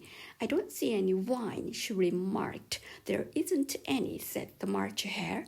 Then it wasn't very civil of you to offer it, said Alice angrily. It wasn't very civil of you to sit down without being invited, said the March hare. I didn't know it was your table, said Alice. It's late for a great many more than 3. Your hair wants cutting, said the hatter. He had been looking at Alice for some time with great curiosity, and this was his first speech. You should learn not to make personal remarks, Alice said with some severity. It's very rude. The hatter opened his eyes very wide on hearing this, but all he said was, "Why is a raven like a writing desk?" "Come, we shall have some fun now," thought Alice. "I'm glad they've begun asking riddles. I believe I can guess that," she added aloud. "Do you mean that you think you can find out the answer to it?" said the March Hare. "Exactly so," said Alice. "Then you should say what you mean," the March Hare went on. "I do," Alice hastily replied. At least I mean what I say. That's the same thing, you know." "Not the same thing a bit," said the Hatter. "You might just as well say that I see what I eat is the same thing as I eat what I see." "You might just as well say," added the March Hare, "that I like what I get is the same thing as I get what I like." "You might just as well say," added the Dormouse, who seemed to be talking in his sleep, "that I breathe when I sleep is the same thing as I sleep when I breathe." "It is the same thing with you," said the Hatter, and here the conversation dropped, and the party sat silent for a minute while Alice thought over all she could remember about ravens and writing desks, which wasn't much. The Hatter was the first to break the silence. "What day of the month is it?" he said, turning to Alice. He had taken his watch out of his pocket and was looking at it uneasily, shaking it every now and then and holding it to his ear. Alice considered a little and then said, "The 4th. 2 days wrong," sighed the Hatter. "I told you butter wouldn't suit the works," he added, looking angrily at the March Hare. "It was the best butter," the March Hare meekly replied. "Yes, but some crumbs must have got in as well," the Hatter grumbled. "You shouldn't have put it in with a bread knife." The March Hare took the watch and looked at it gloomily. Then he dipped it into his cup of tea and looked at it again, but he could think of nothing better to say than his first remark. "It was the best butter, you know." Alice had been looking over his shoulder with some curiosity. "What a funny watch," she remarked. "It tells the day of the month and doesn't tell what o'clock it is." "Why should it?" muttered the Hatter. "Does your watch tell you what year it is?" "Of course not," Alice replied very readily, "but that's because it stays the same year for such a long time together." "Which is just the case with mine," said the Hatter. Alice felt dreadfully puzzled. The Hatter's remark seemed to have no sort of meaning in it, and yet it was certainly English. "I don't quite understand you," she said as politely as she could. "The Dormouse is asleep again," said the Hatter, and he poured a little hot tea upon its nose. The Dormouse shook its head impatiently and said, without opening its eyes, Of course, just what I was going to remark myself." "Have you guessed the riddle yet?" the Hatter said, turning to Alice again. "No, I give it up," Alice replied. "What's the answer?" "I haven't the slightest idea," said the Hatter. "No, said the March Hare. Alice sighed wearily. "I think you might do something better with the time," she said, "than waste it in asking riddles that have no answers." "If you knew time as well as I do," said the Hatter, "you wouldn't talk about wasting it. It's him." "I don't know what you mean," said Alice. "Of course you don't," the Hatter said, tossing his head contemptuously. "I dare say you never even spoke to time." "Perhaps not," Alice cautiously replied. "But I know I have to beat time when I learn music." "Ah, that accounts for it," said the Hatter. "He won't stand beating. Now, if you only kept on good terms with him, he'd do almost anything you liked with the clock. For instance, suppose it were 9 o'clock in the morning, just time to begin lessons. You'd only have to whisper a hint to time, and round goes the clock in a twinkling. 1:30, time for dinner." "I only wish it was," the March Hare said to itself in a whisper. "That would be grand, certainly," said Alice thoughtfully. "But then I shouldn't be hungry for it, you know." "Not at first, perhaps," said the Hatter, "but you could keep it to 1:30 as long as you liked." "Is that the way you manage?" Alice asked. The Hatter shook his head mournfully. "Not I," he replied. "We quarreled last March, just before he went mad, you know," pointing with his teaspoon at the March Hare.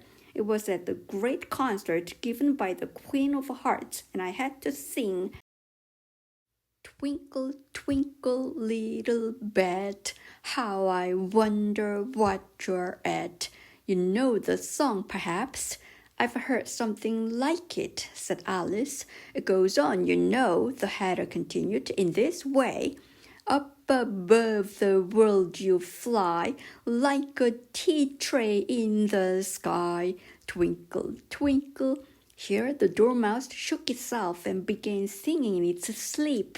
Twinkle, twinkle, twinkle, twinkle, and went on so long that they had to pinch it to make it stop.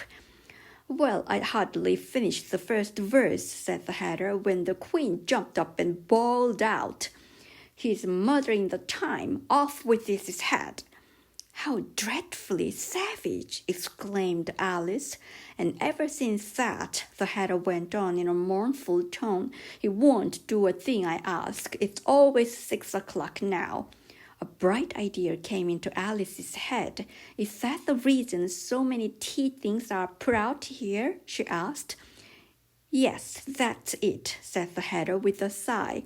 It's always tea time, and we've no time to wash the things between whiles. Then you keep moving round, I suppose, said Alice. Exactly so, said the Hatter, as the things get used up. But what happens when you come to the beginning again? Alice ventured to ask. Suppose we change the subject. The March Hare interrupted, yawning. I'm getting tired of this. I vote the young lady tells us a story. I'm afraid I don't know one, said Alice, rather alarmed at the proposal. Then the dormouse shall, they both cried. Wake up, dormouse, and they pinched it on both sides at once. The dormouse slowly opened his eyes. I wasn't asleep, he said in a hoarse, feeble voice. I heard every word you fellows were saying. Tell us a story, said the March Hare. Yes, please do, pleaded Alice. And be quick about it, added the Hatter, or you'll be asleep again before it's done. Once upon a time, there were 3 little sisters. The dormouse began in a great hurry, and their names were Elsie, Lacie, and Tilly, and they lived at the bottom of a well. What did they live on? Said Alice, who always took a great interest in questions of eating and drinking. They lived on treacle, said the dormouse, after thinking a minute or two. They couldn't have done that, you know, Alice gently remarked. They'd have been ill. So they were, said the dormouse, very ill. Alice tried to fancy to herself what such an extraordinary ways of living would be like, but it puzzled her too much, so she went on. But why did they live at the bottom of a well? Take some more tea, the March Hare said to Alice very earnestly. I've had nothing yet, Alice replied in an offended tone, so I can't take more. You mean you can't take less, said the Hatter. It's very easy to take more than nothing. Nobody asked your opinion, said Alice. Who's making personal remarks now? The Hatter asked triumphantly. Alice did not quite know what to say to this, so she helped herself to some tea and bread and butter, and then turned to the dormouse and repeated her question. Why did they live at the bottom of a well? The dormouse again took a minute or two to think about it, and then said, It was a treacle well. There's no such thing, Alice was beginning very angrily, but the Hatter and the March Hare went shh. And the dormouse sulkily remarked, If you can't be civil, you'd better finish the story for yourself. No, please go on, Alice said very humbly. I won't interrupt again. I dare say there may be one. One indeed, said the dormouse indignantly. However, he consented to go on, and so these 3 little sisters, they were learning to draw, you know. What did they draw? Said Alice, quite forgetting her promise. Treacle, said the dormouse, without considering it all this time. I want a clean cup, interrupted the Hatter. Let's all move one place on. He moved on as he spoke, and the dormouse followed him. The March Hare moved into the dormouse's place, and Alice rather unwillingly took the place of the March Hare. The hatter was the only one who got any advantage from the change, and Alice was a good deal worse off than before, as the March Hare had just upset the milk jug into his plate. Alice did not wish to offend the Dormouse again, so she began very cautiously. But I don't understand. Where did they draw the trickle from? You can draw water out of a water well, said the hatter, so I should think you could draw a trickle out of a trickle well, stupid. But they were in the well, Alice said to the Dormouse, not choosing to notice this last remark. Of course they were, said the Dormouse. Well, in. This answer so confused poor Alice that she let the Dormouse go on for some time without interrupting it. They were learning to draw, the Dormouse went on, yawning and rubbing its eyes, for it was getting very sleepy, and they drew all manner of things, everything that begins with an M. Why with an M? Said Alice. Why not? Said the March Hare. Alice was silent. The Dormouse had closed its eyes by this time and was going off into a doze, but on being pinched by the hatter, it woke up again with a little shriek and went on. That begins with an M, such as mousetraps and the moon and memory and muchness. You know, you say things are much of a muchness. Did you ever see such a thing as a drawing of a muchness? Really, now you ask me, said Alice, very much confused. I don't think. Then you shouldn't talk, said the hatter. This piece of rudeness was more than Alice could bear. She got up in great disgust and walked off. The Dormouse fell asleep instantly, and neither of the others took the least notice of her going, though she looked back once or twice, half hoping that they would call after her. The last time she saw them, they were trying to put the Dormouse into the teapot. At any rate, I'll never go there again, said Alice as she picked her way through the wood. It's the stupidest tea party I ever was at in all my life. Just as she said this, she noticed that one of the trees had a door leading right into it. That's very curious, she thought, but everything's curious today. I think I may as well go in at once, and in she went. Once more she found herself in the long hall and close to the little glass table.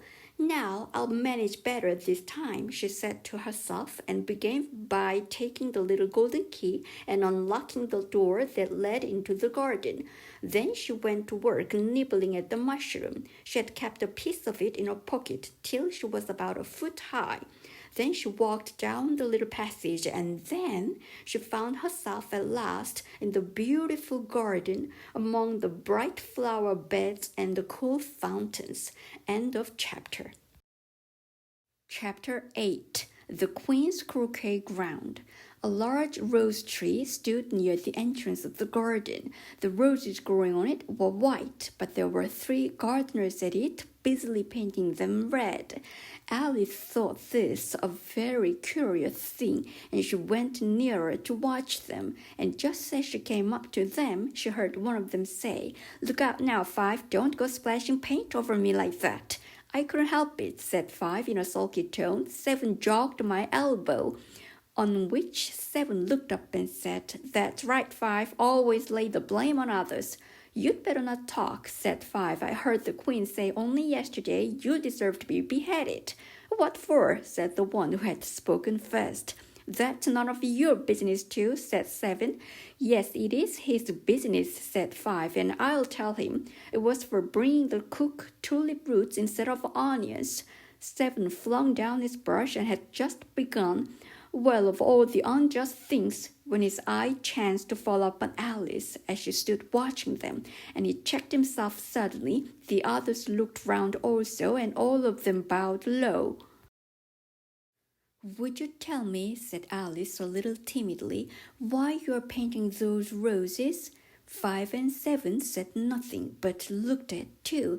2 began in a low voice, "Why, the fact is, you see, miss, this here ought to have been a red rose tree, and we put a white one in by mistake, and if the Queen was to find out, we should all have our heads cut off, you know. So you see, miss, we're doing our best afore she comes to." At this moment, Five, who had been anxiously looking across the garden, called out, "The Queen! The Queen!" And the three gardeners instantly threw themselves flat upon their faces. There was a sound of many footsteps, and Alice looked round, eager to see the Queen. First came 10 soldiers carrying clubs. These were all shaped like the three gardeners, oblong and flat, with their hands and feet at the corners. Next, the 10 courtiers. These were ornamented all over with diamonds and walked 2 and 2 as the soldiers did. After these came the royal children. There were 10 of them, and the little dears came jumping merrily along hand in hand in couples. They were all ornamented with hearts. Next came the guests, mostly kings and queens, and among them Alice recognized the white rabbit. It was talking in a hurried, nervous manner, smiling at everything that was said, and went by without noticing her. Then followed the knave of hearts, carrying the king's crown on a crimson velvet cushion, and last of all this grand procession came the king and queen of hearts. Alice was rather doubtful whether she ought not to lie down on her face like the three gardeners, but she could not remember ever having heard of such a rule at processions. And besides, what would be the use of a procession, thought she, if people had all to lie down upon their faces so that they couldn't see it? So she stood still where she was and waited.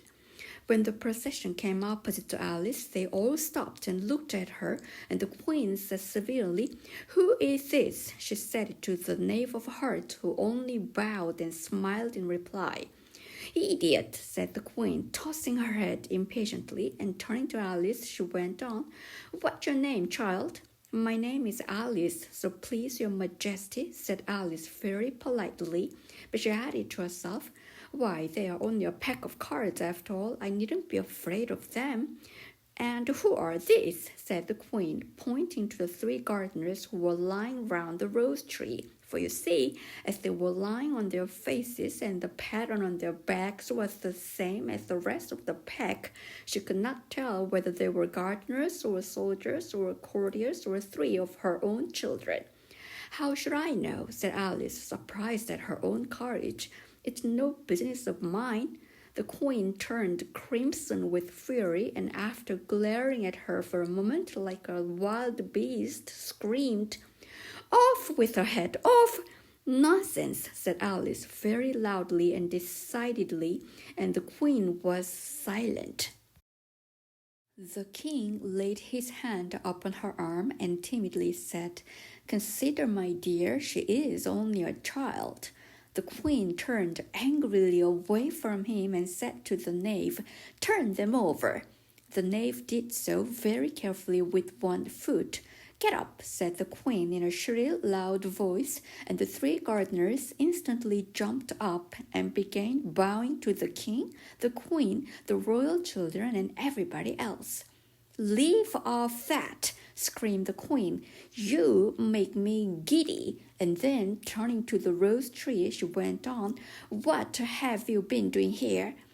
"May it please your majesty," said two in a very humble tone, going down on one knee as he spoke.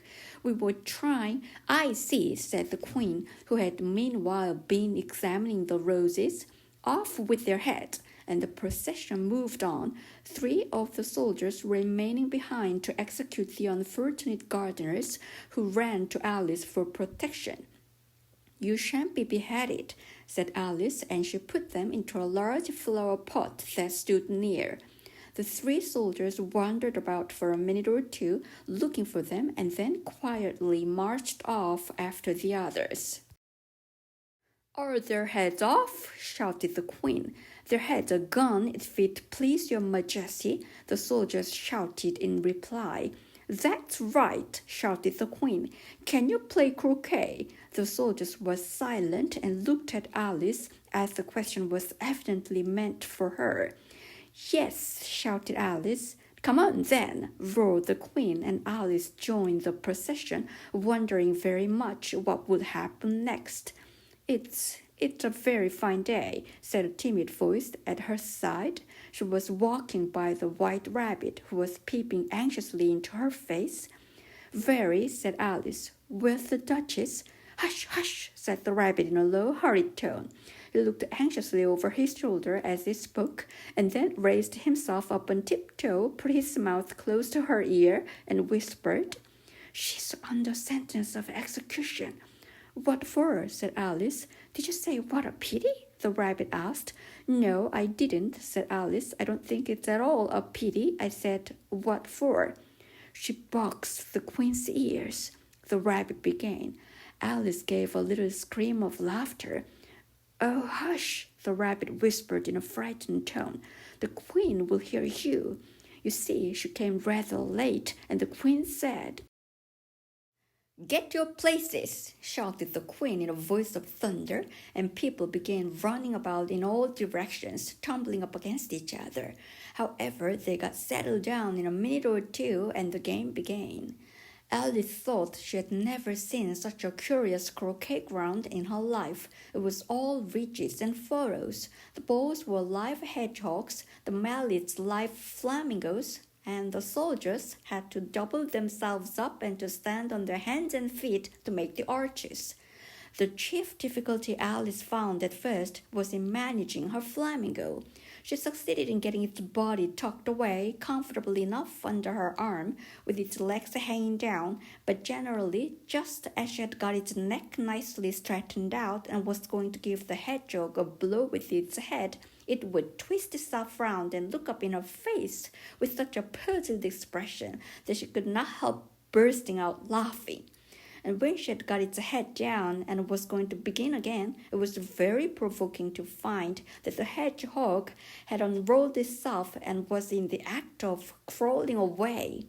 Besides all this, there was generally a ridge or furrow in the way wherever she wanted to send the hedgehog to, and as the doubled-up soldiers were always getting up and walking off to other parts of the ground, Alice soon came to the conclusion that it was a very difficult game indeed.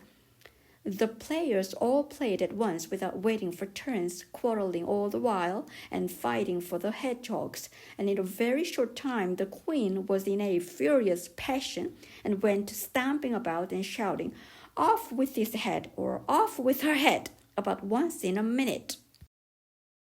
Alice began to feel very uneasy, to be sure. She had not as yet had any dispute with the Queen, but she knew that it might happen any minute. And then, thought she, what would become of me? They're dreadfully fond of beheading people here. The great wonder is that there's anyone left alive.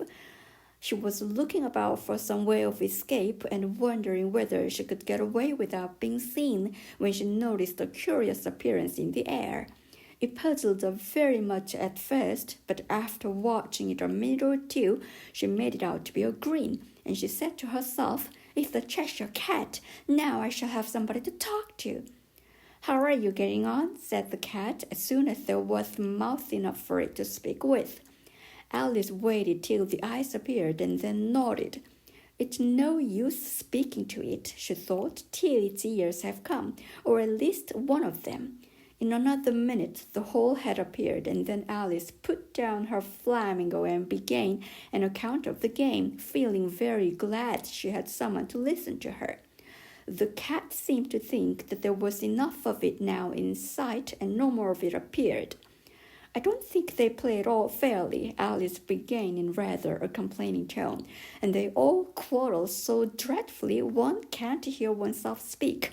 And they don't seem to have any rules in particular. At least if there are, nobody attends to them. And you've no idea how confusing it is, all the things being alive. For instance, there's the arch I've got to go through next to walking about at the other end of the ground. And I should have croqueted the Queen's hedgehog just now, only it ran away when it saw mine coming." "How do you like the Queen?" said the cat in a low voice. "Not at all," said Alice. "She's so extremely—" Just then she noticed that the Queen was close behind her, listening. So she went on, "Likely to win, that it's hardly worth while finishing the game." The queen smiled and passed on. "Who are you talking to?" said the king, going up to Alice and looking at the cat's head with great curiosity. "It's a friend of mine, a Cheshire cat," said Alice. "Allow me to introduce it." "I don't like the look of it at all," said the king. "However, it may kiss my hand if it likes." "I'd rather not," the cat remarked. "Don't be impertinent," said the king, "and don't look at me like that." He got behind Alice as he spoke. "A cat may look at a king," said Alice. "I've read that in some book, but I don't remember where." "Well, it must be removed," said the king very decidedly, and he called the queen, who was passing at the moment. "My dear, I wish you would have this cat removed." The queen had only one way of settling all difficulties, great or small. "Off with his head," she said without even looking round. "I'll fetch the executioner myself," said the king eagerly, and he hurried off. Alice thought she might as well go back and see how the game was going on as she heard the queen's voice in the distance screaming with passion. She had already heard her sentence 3 of the players to be executed for having missed their turns, and she did not like the look of things at all, as the game was in such confusion that she never knew whether it was her turn or not. So she went in search of her hedgehog. The hedgehog was engaged in a fight with another hedgehog, which seemed to Alice an excellent opportunity for crocketing one of them with the other. The only difficulty was that a flamingo was gone across to the other side of the garden, where Alice could see it trying in a helpless sort of way to fly up into a tree. By the time she had caught the flamingo and brought it back, the fight was over, and both the hedgehogs were out of sight. "But it doesn't matter much," thought Alice, "as all the arches are gone from this side of the ground." So she tucked it away under her arm that it might not escape again, and went back for a little more conversation with a friend. When she got back to the Cheshire Cat, she was surprised to find quite a large crowd collected round it. There was a dispute going on between the executioner, the king, and the queen, who were all talking at once, while all the rest were quite silent and looked very uncomfortable. The moment Alice appeared, she was appealed to by all 3 to settle the question, and they repeated their arguments to her, though, as they all spoke at once, she found it very hard indeed to make out exactly what they said. The executioner's argument was that you couldn't cut off her head unless there was a body to cut it off from, that he had never had to do such a thing before, and he wasn't going to begin at his time of life. The king's argument was that anything that had a head could be beheaded, and that you want to talk nonsense. The queen's argument was that if something wasn't done about it in less than no time, she'd have everybody executed all round. It was this last remark that had made the whole party look so grave and anxious. Alice could think of nothing else to say, but "It belongs to the Duchess. You'd better ask her about it." "She's in prison," the queen said to the executioner. "Fetch her here." And the executioner went off like an arrow. The cat's head began fading away the moment he was gone, and by the time he had come back with the Duchess, it had entirely disappeared. So the king and the executioner ran wildly up and down looking for it, while the rest of the party went back to the game. End of chapter. Chapter 9. The Mock Turtle Story. "You can't think how glad I am to see you again, you dear old thing," said the Duchess as she tucked her arm affectionately into Alice's, and they walked off together. Alice was very glad to find her in such a pleasant temper, and thought to herself that perhaps it was only the pepper that had made her so savage when they met in the kitchen. "But I'm a duchess," she said to herself, not in a very hopeful tone though. "I won't have any pepper in my kitchen at all. Soup does very well without. Maybe it's always pepper that makes people hot-tempered," she went on, very much pleased at having found out a new kind of rule, "and vinegar that makes them sour, and chamomile that makes them bitter, and barley sugar and such things that make children sweet-tempered. I only wish people knew that. Then they wouldn't be so stingy about it, you know." She had quite forgotten the Duchess by this time and was a little startled when she heard her voice close to her ear. "You're thinking about something, my dear, and that makes you forget to talk. I can't tell you just now what the moral of that is, but I shall remember it in a bit." "Perhaps it hasn't one," Alice ventured to remark. "Tut, tut, child," said the Duchess. "Everything's got a moral, if only you can find it." And she squeezed herself up closer to Alice's side as she spoke. Alice did not much like keeping so close to her, first because the Duchess was very ugly, and secondly because she was exactly the right height to rest her chin upon Alice's shoulder, and it was an uncomfortably sharp chin. However, she did not like to be rude, so she bore it as well as she could. "The game's going on rather better now," she said, by way of keeping up the conversation a little. "'Tis so," said the Duchess, "and the moral of that is, oh, 'tis love that makes the world go round." "Somebody said," Alice whispered, "that it's done by everybody minding their own business." "Ah, well, it means much the same thing," said the Duchess, sticking her sharp little chin into Alice's shoulder as she added, "and the moral of that is, take care of the sense, and the sounds will take care of themselves." "How fond she is of finding morals in things," Alice thought to herself. "I dare say you're wondering why I don't put my arm round your waist," the Duchess said after a pause. "The reason is that I'm doubtful about the temper of your flamingo. Shall I try the experiment?" "He might bite," Alice cautiously replied, not feeling at all anxious to have the experiment tried. "Very true," said the Duchess. "Flamingos and mustard both bite, and the moral of that is, birds of a feather flock together." "Only mustard isn't a bird," Alice remarked. "Right as usual," said the Duchess. "What a clear way you have of putting things." "It's a mineral, I think," said Alice. "Of course it is," said the Duchess, who seemed ready to agree to everything that Alice said. "There's a large mustard mine near here, and the moral of that is, the more there is of mine, the less there is of yours." "Oh, I know," exclaimed Alice, who had not attended to this last remark. "It's a vegetable. It doesn't look like one, but it is." "I quite agree with you," said the Duchess, "and the moral of that is, be what you seem to be, or if you'd like it put more simply, never imagine yourself not to be otherwise than what it might appear to others, that what you were or might have been was not otherwise than what you had been would have appeared to them to be otherwise." "I think I should understand that better," Alice said very politely, "if I had it written down, but I can't quite follow it as you say it." "That's nothing to what I could say if I chose," the Duchess replied in a pleased tone. "Pray don't trouble yourself to say it any longer than that," said Alice. "Oh, don't talk about trouble," said the Duchess. "I make a present of everything I've said as yet." "A cheap sort of present," thought Alice. "I'm glad they don't give birthday presents like that." But she did not venture to say it out loud. "Thinking again?" the Duchess asked, with another dig of her sharp little chin. "I've a right to think," said Alice sharply, for she was beginning to feel a little worried.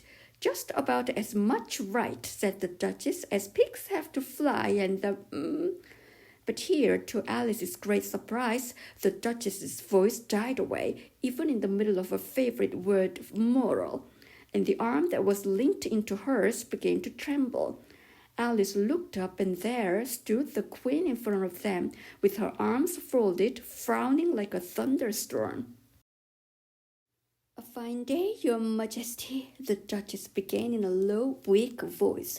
Now I give you fair warning, shouted the Queen, stamping on the ground as she spoke. Either you or your head must be off, and that in about half no time. Take a choice. The Duchess took her choice and was gone in a moment. Let's go on with the game, the Queen said to Alice, and Alice was too much frightened to say a word, but slowly followed her back to the croquet ground. The other guests had taken advantage of the Queen's absence and were resting in the shade. However, the moment they saw her, they hurried back to the game, the Queen merely remarking that a moment's delay would cost them their lives. All the time they were playing, the Queen never left off quarreling with the other players and shouting, "Off with his head!" or "Off with her head!" Those whom she sentenced were taken into custody by the soldiers, who of course had to leave off being artists to do this, so that by the end of half an hour or so, there were no artists left, and all the players except the King, the Queen, and Alice were in custody and under sentence of execution.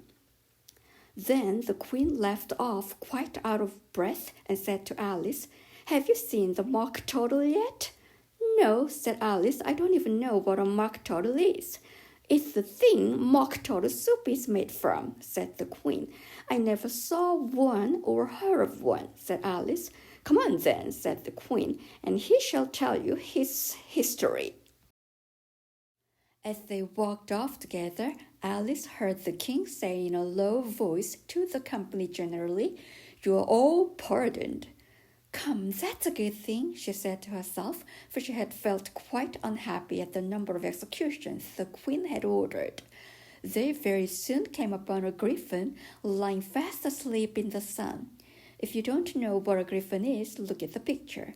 "A lazy thing," said the Queen, "and take this young lady to see the mock turtle and to hear his history. I must go back and see after some executions I have ordered." And she walked off, leaving Alice alone with the griffin. Alice did not quite like the look of the creature, but on the whole, she thought it would be quite as safe to stay with it as to go after that savage Queen, so she waited. The griffin sat up and rubbed its eyes. Then it watched the Queen till she was out of sight. Then it chuckled. "What fun," said the griffin, half to itself, half to Alice. "What is the fun?" said Alice. "Why, she," said the griffin. "It's all her fancy that they never execute nobody, you know. Come on." "Everybody says, 'Come on here,'" thought Alice as she went slowly after it. "I never was so ordered about it in all my life. Never." They had not gone far before they saw the mock turtle in the distance, sitting sad and lonely on a little ledge of rock. And as they came nearer, Alice could hear him sighing as if his heart would break. She pitied him deeply. "What is his sorrow?" she asked the griffin, and the griffin answered, very nearly in the same words as before, "It's all his fancy that. He hasn't got no sorrow, you know. Come on." So they went up to the mock turtle, who looked at them with large eyes full of tears, but said nothing. "This here young lady," said the griffin, "she wants for to know your history, she do." "I'll tell it her," said the mock turtle in a deep hollow tone. "Sit down, both of you, and don't speak a word till I've finished." So they sat down, and nobody spoke for some minutes. Alice thought to herself, "I don't see how he can even finish if he doesn't begin." But she waited patiently. "Once," said the mock turtle at last with a deep sigh, "I was a real turtle." These words were followed by a very long silence, broken only by an occasional exclamation of "Hurrah!" from the griffin and the constant heavy sobbing of the mock turtle. Alice was very nearly getting up and saying, "Thank you, sir, for your interesting story," but she could not help thinking there must be more to come, so she sat still and said nothing. "When we were little," the mock turtle went on at last, more calmly, though still sobbing a little now and then, "we went to school in the sea. The master was an old turtle. We used to call him Tortoise. Why did you call him Taurus if he wasn't one? Alice asked. We called him Taurus because he taught us, said the Mock Turtle angrily. Really, you are very dull. You ought to be ashamed of yourself for asking such a simple question, added the Gryphon, and then they both sat silent and looked at poor Alice, who felt ready to sink into the earth.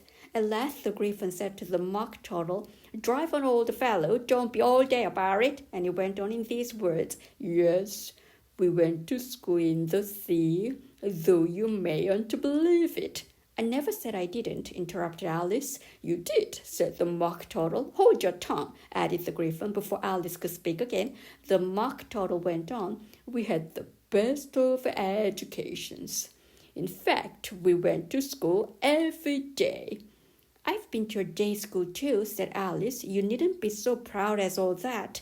With extras? Asked the Mock Turtle a little anxiously. Yes, said Alice. We learned French and music. And washing? Said the Mock Turtle. Certainly not, said Alice indignantly. Ah, then yours wasn't a really good school, said the Mock Turtle in a tone of great relief. Now at ours, they had at the end of the bill French, music, and washing extra. You couldn't have wanted it much, said Alice, living at the bottom of the sea. I couldn't afford to learn it, said the Mock Turtle with a sigh. I only took the regular course. What was that? Inquired Alice. Reeling and writhing, of course, to begin with, the Mock Turtle replied, and then the different branches of arithmetic, ambition, distraction, uglification, and derision. I never heard of uglification, Alice ventured to say. What is it? The Gryphon lifted up both its paws in surprise. What? Never heard of uglifying? It exclaimed. You know what to beautify, I suppose. Yes, said Alice doubtfully. It means to make anything prettier. Well then, the Gryphon went on, if you don't know what to uglify is, you are a simpleton. Alice did not feel encouraged to ask any more questions about it, so she turned to the Mock Turtle and said, What else had you to learn? Well, there was mystery, the Mock Turtle replied, counting off the subjects on his flappers. Mystery, ancient and modern, with geography, then drawing. The drawing master was an old conger eel that used to come once a week. He taught us drawing, stretching, and fainting in coils. What was that like? Said Alice. Well, I can't show it you myself, the Mock Turtle said. I'm too stiff, and the Gryphon never learnt it. Hadn't time, said the Gryphon. I went to the classics master, though. He was an old crab, he was. I never went to him, the Mock Turtle said with a sigh. He taught laughing and grief, they used to say. So he did, said the Gryphon, sighing in his turn, and both creatures hid their faces in their paws. And how many hours a day did you do lessons? Said Alice in a hurry to change the subject. 10 hours the first day, said the Mock Turtle, 9 the next, and so on. What a curious plan, exclaimed Alice. That's the reason they are called lessons, the Gryphon remarked, because they lesson from day to day. This was quite a new idea to Alice, and she thought it over a little before she made her next remark. Then the 11th day must have been a holiday. Of course it was, said the Mock Turtle. And how did you manage on the 12th? Alice went on eagerly. That's enough about lessons, the Gryphon interrupted in a very decided tone. Tell us something about the games now. End of the chapter. Chapter 10. The Lobster Quadrille. The Mock Turtle sighed deeply and drew the back of one flapper across his eyes. He looked at Alice and tried to speak, but for a minute or two sobs choked his voice. Same as if he had a bone in his throat, said the Gryphon, and it set to work shaking him and punching him in the back. At last the Mock Turtle recovered his voice, and with tears running down his cheeks, he went on again. You may not have lived much under the sea. I haven't, said Alice, and perhaps you were never even introduced to a lobster. Alice began to say, I once tasted, but checked herself hastily and said, no, never. So you can have no idea what a delightful thing a lobster quadrille is. No, indeed, said Alice. What sort of a dance is it? Why, said the Gryphon, you first form into a line along the seashore. 2 lines, cried the Mock Turtle. Seals, turtles, salmon, and so on. Then, when you've cleared all the jellyfish out of the way, that generally takes some time, interrupted the Gryphon. You advance twice, each with a lobster as a partner, cried the Gryphon. Of course, the Mock Turtle said. Advance twice, set 2 partners, change lobsters, and retire in same order, continued the Gryphon. Then, you know, the Mock Turtle went on, you throw the lobsters, shouted the Gryphon with a bound into the air, as far out to sea as you can. Swim after them, screamed the Gryphon. Turn a somersault in the sea, cried the Mock Turtle, capering wildly about.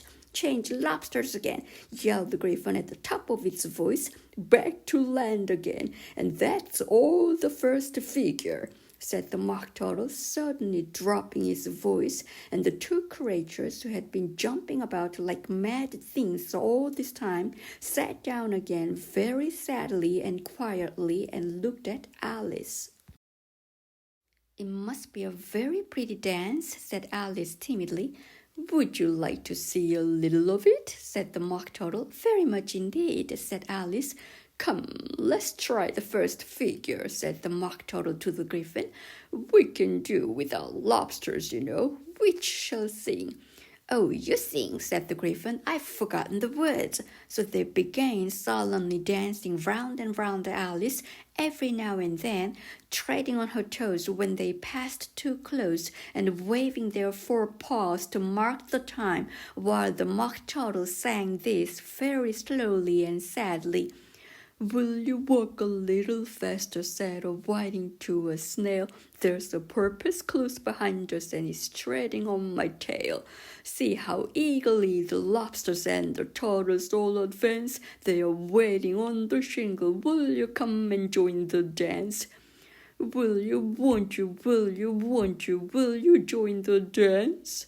Will you, won't you, will you, won't you join the dance? You can really have no notion how delightful it will be when they take us up and throw us with the lobsters out to sea. But the snail replied, too far, and gave a look askance, said he thanked the whiting kindly, but he would not join the dance.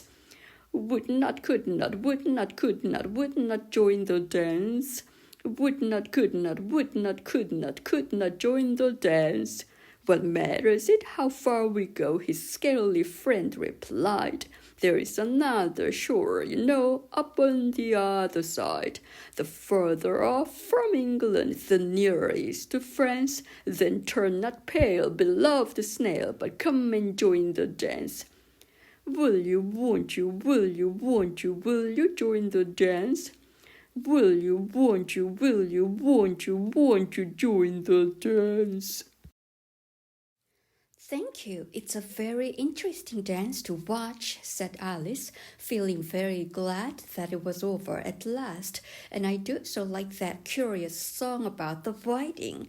Oh, as to the whiting, said the Mock Turtle, you've seen them, of course. Yes, said Alice, I've often seen them at Dean. She checked herself hastily. I don't know where Dean may be, said the Mock Turtle, but if you've seen them so often, of course you know what they're like. I believe so, Alice replied thoughtfully. They have their tails in their mouth, and they are all over crumbs. You are wrong about the crumbs, said the Mock Turtle. Crumbs would all wash off in the sea, but they have their tails in their mouth, and the reason is... Here the Mock Turtle yawned and shut his eyes. Tell her about the reason and all that, he said to the Gryphon. The reason is, said the Griffin, that they would go with the lobsters to the dance, so they got thrown out to sea, so they had to fall a long way, so they got their tails fast in their mouths, so they couldn't get them out again. That's all. Thank you, said Alice. It's very interesting. I never knew so much about a whiting before. I can tell you more than that if you like, said the Griffin. Do you know why it's called a whiting? I never thought about it, said Alice. Why? It dusts the boots and shoes. The Griffin replied fairly solemnly. Alice was thoroughly puzzled. Doth the boots and shoes? She repeated in a wondering tone. Why, what are your shoes done with? Said the Griffin. I mean, what makes them so shiny? Alice looked down at them and considered a little before she gave her answer. They're done with blacking, I believe. Boots and shoes under the sea, the Griffin went on in a deep voice, are done with the whiting. Now you know. And what are they made of? Alice asked in a tone of great curiosity. Soles and eels, of course, the Griffin replied rather impatiently. Any shrimp could have told you that. If I'd been the whiting, said Alice, whose thoughts was still running on the song, I'd have said to the porpoise, keep back, please, we don't want you with us. They were obliged to have him with them, the Mock Turtle said. No wise fish would go anywhere without a porpoise. Wouldn't it really? Said Alice in a tone of great surprise. Of course not, said the Mock Turtle. Why, if a fish came to me and told me he was going a journey, I should say, with what purpose? Don't you mean purpose? Said Alice. I mean what I say, the Mock Turtle replied in an offended tone, and the Griffin added, Come, let's hear some of your adventures. I could tell you my adventures, beginning from this morning, said Alice a little timidly, but it's no use going back to yesterday, because I was a different person then. Explain all that, said the Mock Turtle.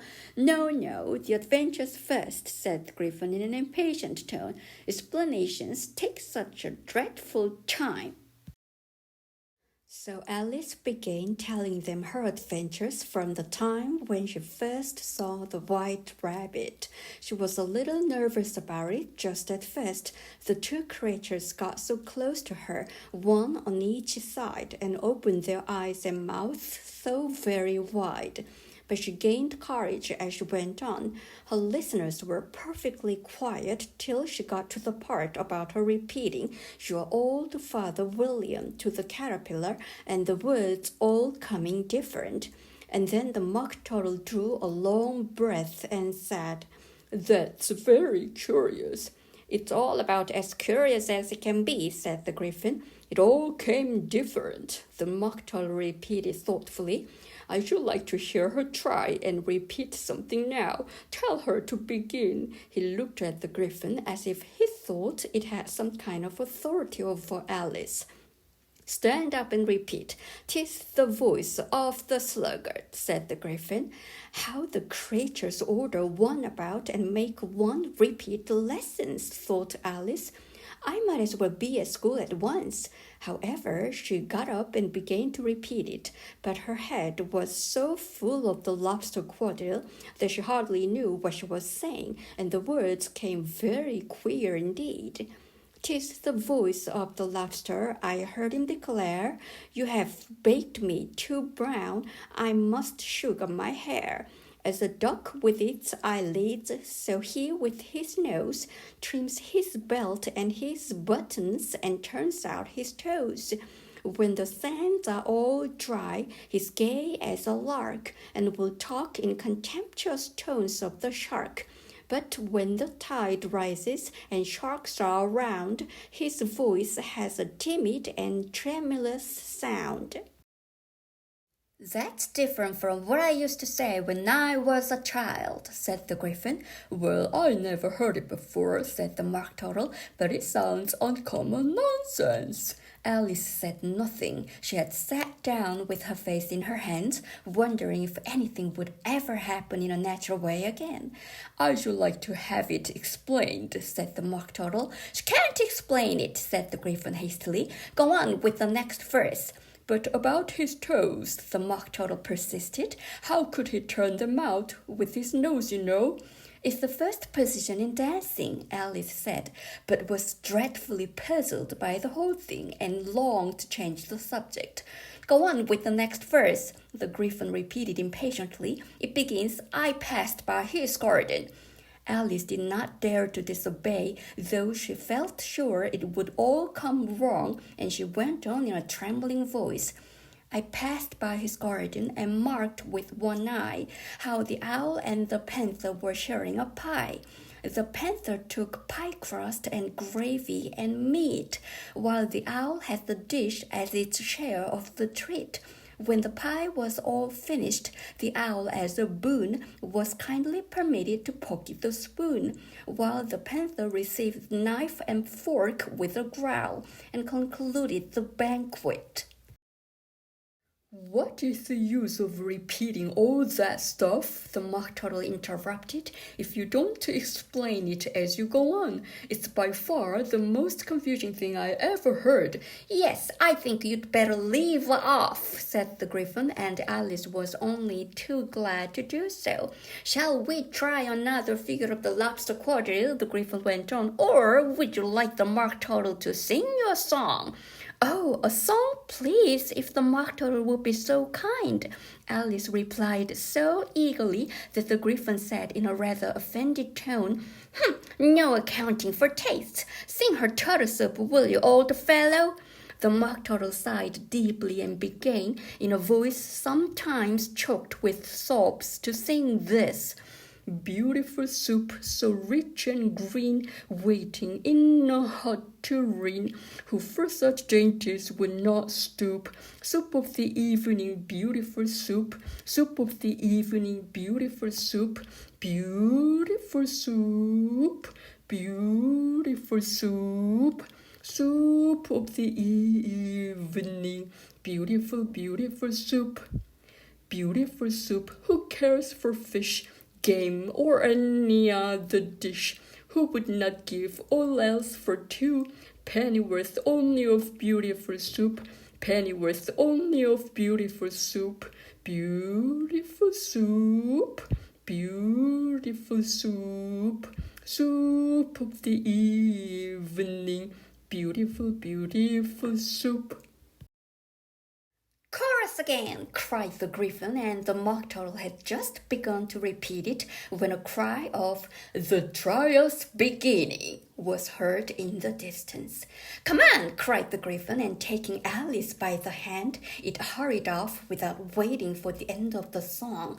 "What trial is it?" Alice panted as she ran, but the Gryphon only answered, "Come on!" and ran the faster, while more and more faintly came, carried on the breeze that followed them, the melancholy words: "Soup of the evening, beautiful, beautiful soup." End of the chapter. Chapter 11. Who Stole the Tart? The King and Queen of Hearts were seated on their throne when they arrived, with a great crowd assembled about them, all sorts of little birds and beasts, as well as the whole pack of cards. The knave was standing before them in chains, with a soldier on each side to guard him. And near the king was the white rabbit with a trumpet in one hand and a scroll of parchment in the other. In the very middle of the court was a table with a large dish of tarts up on it. They looked so good that it made Alice quite hungry to look at them. "I wish they'd get the trial done," she thought, "and hand round the refreshments." But there seemed to be no chance of this, so she began looking at everything about her to pass away the time. Alice had never been in a court of justice before, but she had read about them in books, and she was quite pleased to find that she knew the name of nearly everything there. "That's the judge," she said to herself, because of his great wig. The judge, by the way, was the king, and as he wore his crown over the wig, look at the frontispiece if you want to see how he did it. He did not look at all comfortable, and it was certainly not becoming. "And that's the jury box," thought Alice, "and those 12 creatures." She was obliged to say creatures, you see, because some of them were animals and some were birds.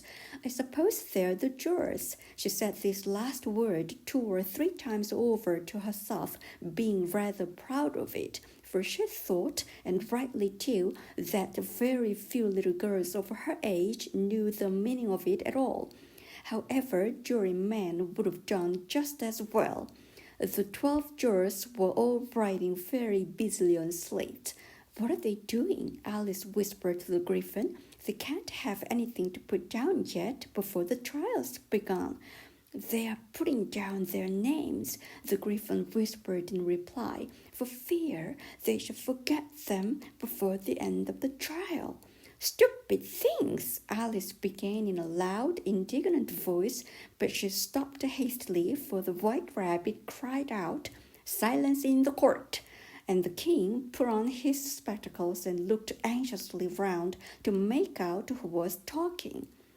Alice could see, as well as if she were looking over their shoulders, that all the jurors were writing down stupid things on their slate, and she could even make out that one of them didn't know how to spell stupid, and that he had to ask his neighbor to tell him. "A nice muddle their slates be in before the trial's over," thought Alice. One of the jurors had a pencil that squeaked. This, of course, Alice could not stand, and she went round the court and got behind him, and very soon found an opportunity of taking it away. She did it so quickly that the poor little juror, it was Bill the Lizard, could not make out at all what had become of it. So, after hunting all about for it, he was obliged to write with one finger for the rest of the day. And this was of very little use, as it left no mark on the slate. "Herald, read the accusation," said the king. On this, the White Rabbit blew 3 blasts on the trumpet, and then unrolled the parchment scroll and read as follows. "The Queen of Hearts, she made some tarts, all on a summer day. The Knave of Hearts, he stole those tarts and took them quite away. Consider your verdict," the king said to the jury. "Not yet, not yet," the rabbit hastily interrupted. "There's a great deal to come before that." "Call the first witness," said the king, and the White Rabbit blew 3 blasts on the trumpet and called out, "First witness." The first witness was the Hatter. He came in with a teacup in one hand and a piece of bread and butter in the other. "I beg pardon, your majesty," he began, "for bringing these in, but I hadn't quite finished my tea when I was sent for." "You ought to have finished," said the king. "When did you begin?" The Hatter looked at the March Hare, who had followed him into the court, arm in arm with the Dormouse. 14th of March, I think it was," he said. 15th, said the March Hare. 16th, added the Dormouse. "Write that down," the king said to the jury, and the jury eagerly wrote down all 3 dates on their slate, and then added them up and reduced the answer to shillings and pence. "Take off your hat," the king said to the Hatter. "It isn't mine," said the Hatter. "Stolen," the king exclaimed, turning to the jury, who instantly made a memorandum of the fact. "I keep them to sell," the Hatter added as an explanation. "I've none of my own. I'm a Hatter."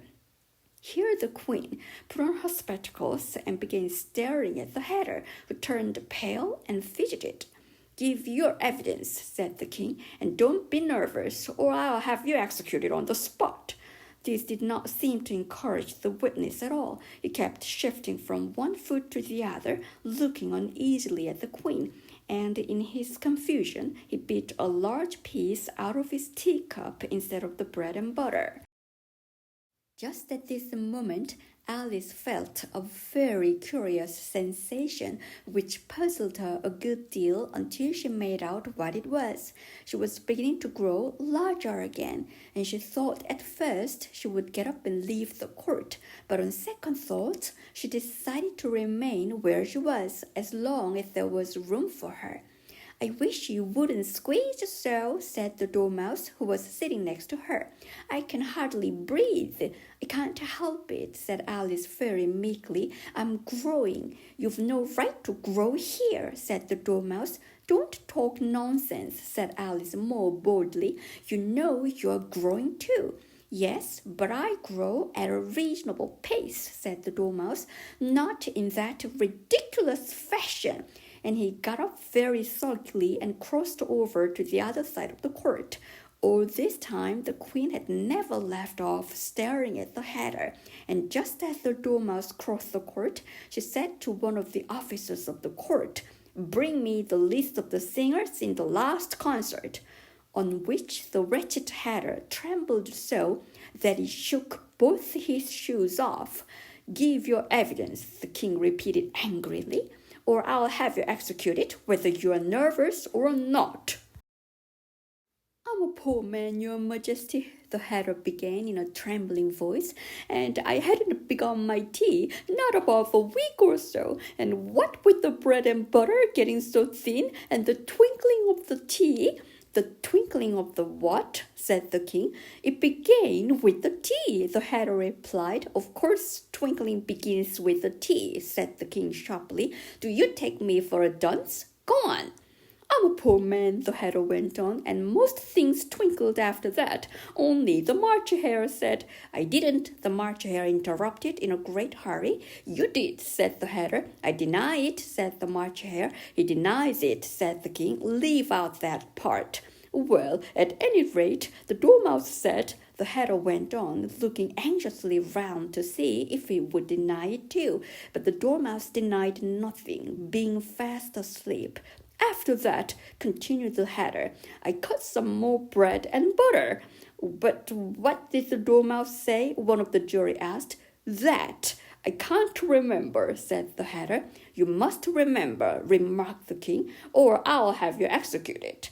The miserable Hatter dropped his teacup and bread and butter and went down on one knee. "I'm a poor man, Your Majesty," he began. "You're a very poor speaker," said the King. Here one of the guinea pigs cheered and was immediately suppressed by the officers of the court. As that is rather a hard word, I will just explain to you how it was done. They had a large canvas bag which tied up at the mouth with strings. Into this they slipped the guinea pig head first and then sat up on it. "I'm glad I've seen that done," thought Alice. "I've so often read in the newspapers at the end of trials there was some attempt at applause, which was immediately suppressed by the officers of the court, and I never understood what it meant till now." "If that's all you know about it, you may stand down," continued the King. "I can't go no lower," said the Hatter. "I'm on the floor as it is."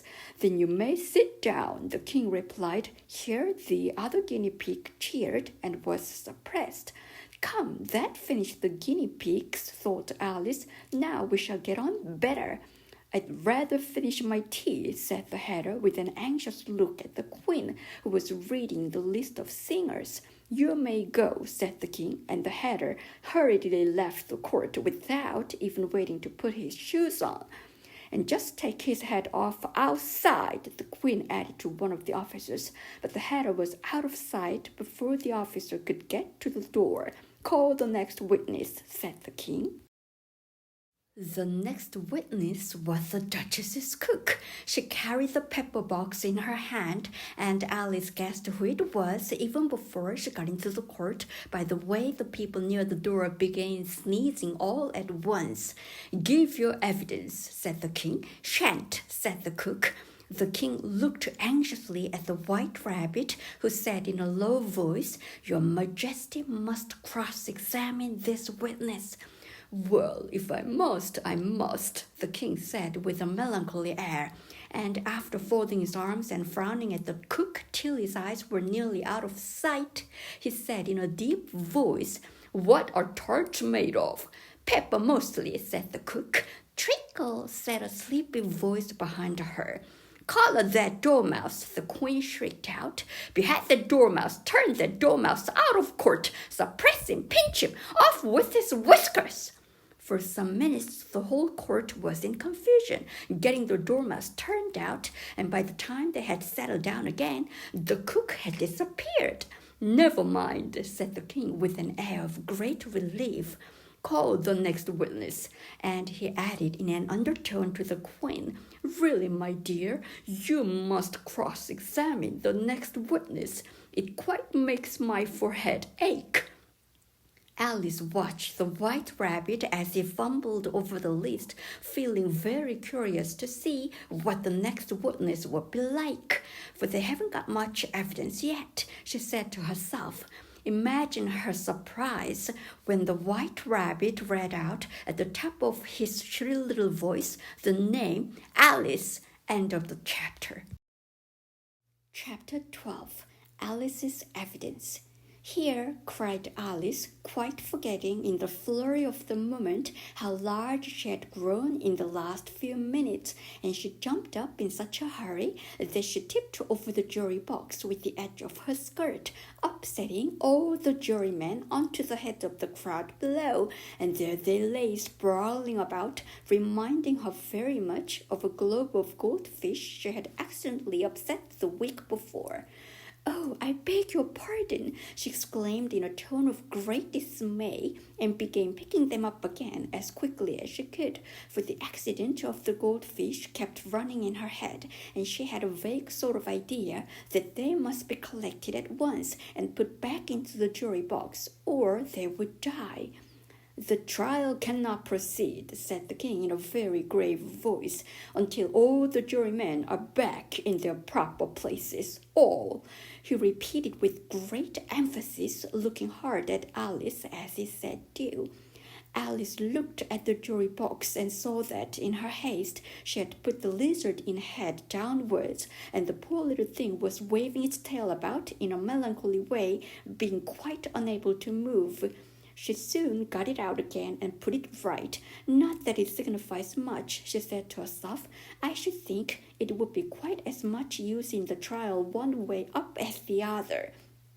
As soon as the jury had a little recovered from the shock of being upset, and their slates and pencils had been found and handed back to them, they set to work very diligently to write out a history of the accident, all except the lizard, who seemed too much overcome to do anything but sit with its mouth open, gazing up into the roof of the court. "What do you know about this business?" the king said to Alice. "Nothing," said Alice. "Nothing whatever?" persisted the king. "Nothing whatever," said Alice. "That's very important," the king said, turning to the jury. They were just beginning to write this down on their slates when the white rabbit interrupted. "Unimportant, your majesty means, of course," he said in a very respectful tone, but frowning and making faces at him as he spoke. "Unimportant, of course I meant," the king hastily said, and went on to himself in an undertone.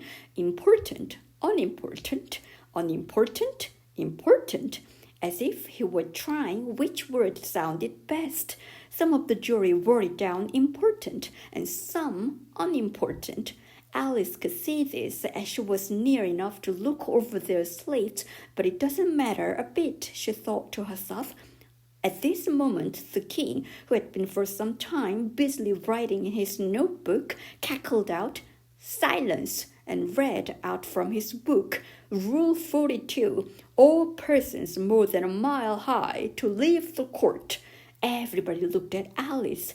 "I'm not a mile high," said Alice. "You are," said the king. "Nearly 2 miles high," added the queen. "Well, I shan't go at any rate," said Alice. "Besides, that's not a regular rule. You invented it just now."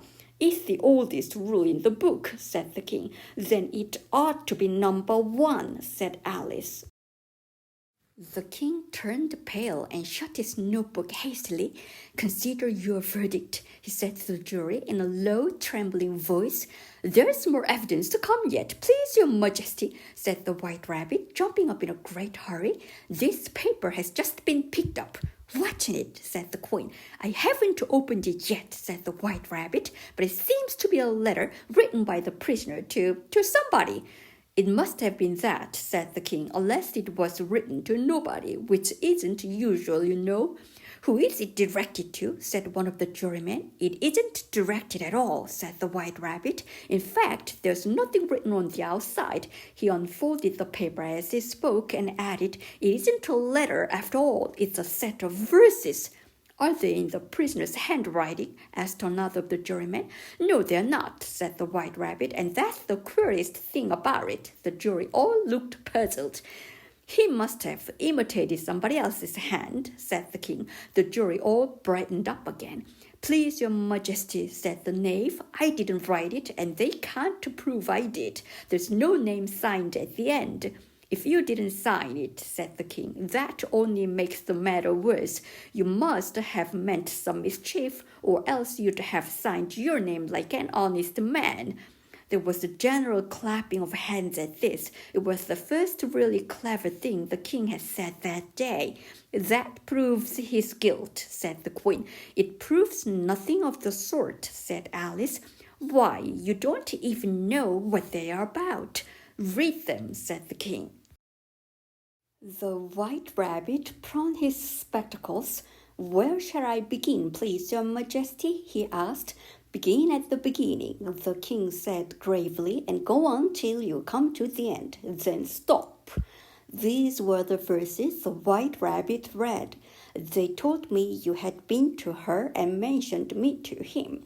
She gave me a good character but said I could not swim. He sent them word I had not gone. We know it to be true.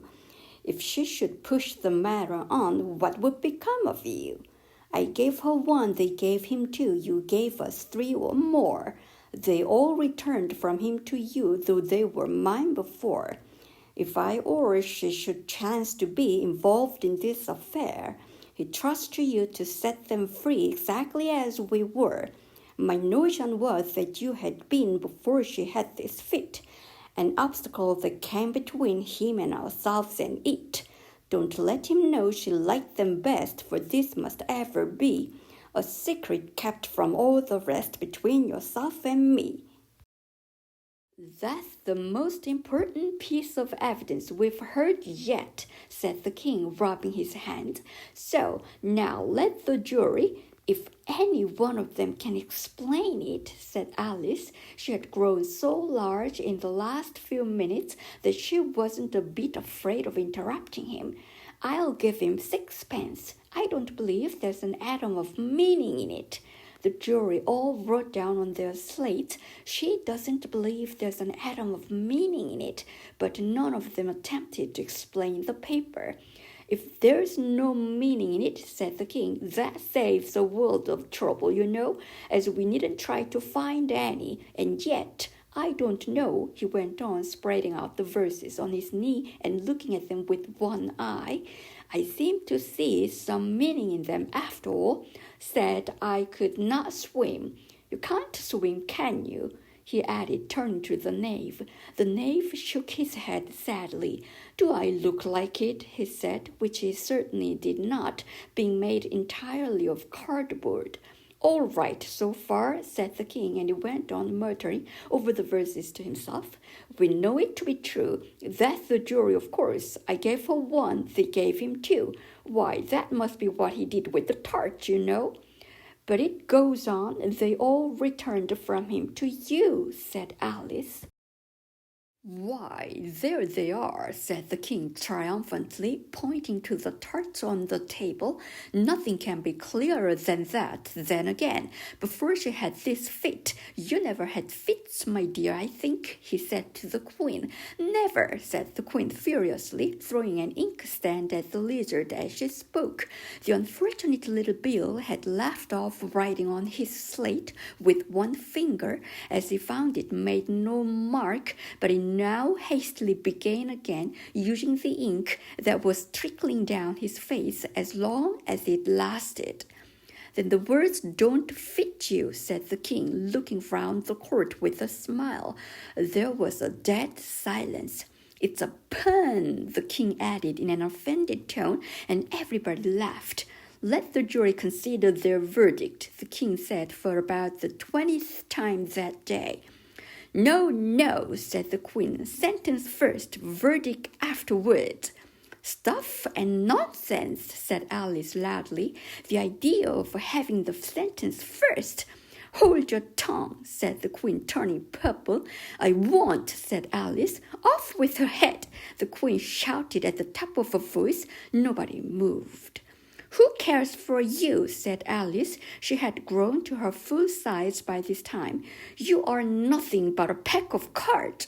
At this, the whole pack rose up into the air and came flying down upon her. She gave a little scream, half of fright and half of anger, and tried to beat them off, and found herself lying on the bank with her head in the lap of her sister, who was gently brushing away some dead leaves that had fluttered down from the trees upon her face.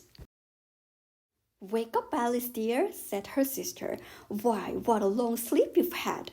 Oh, I've had such a curious dream, said Alice, and she told her sister, as well as she could remember them, all these strange adventures of hers that you have just been reading about. And when she had finished, her sister kissed her and said, It was a curious dream, dear, certainly. But now, run into your tea. It's getting late. So Alice got up and ran off, thinking while she ran, as well she might, what a wonderful dream it had been.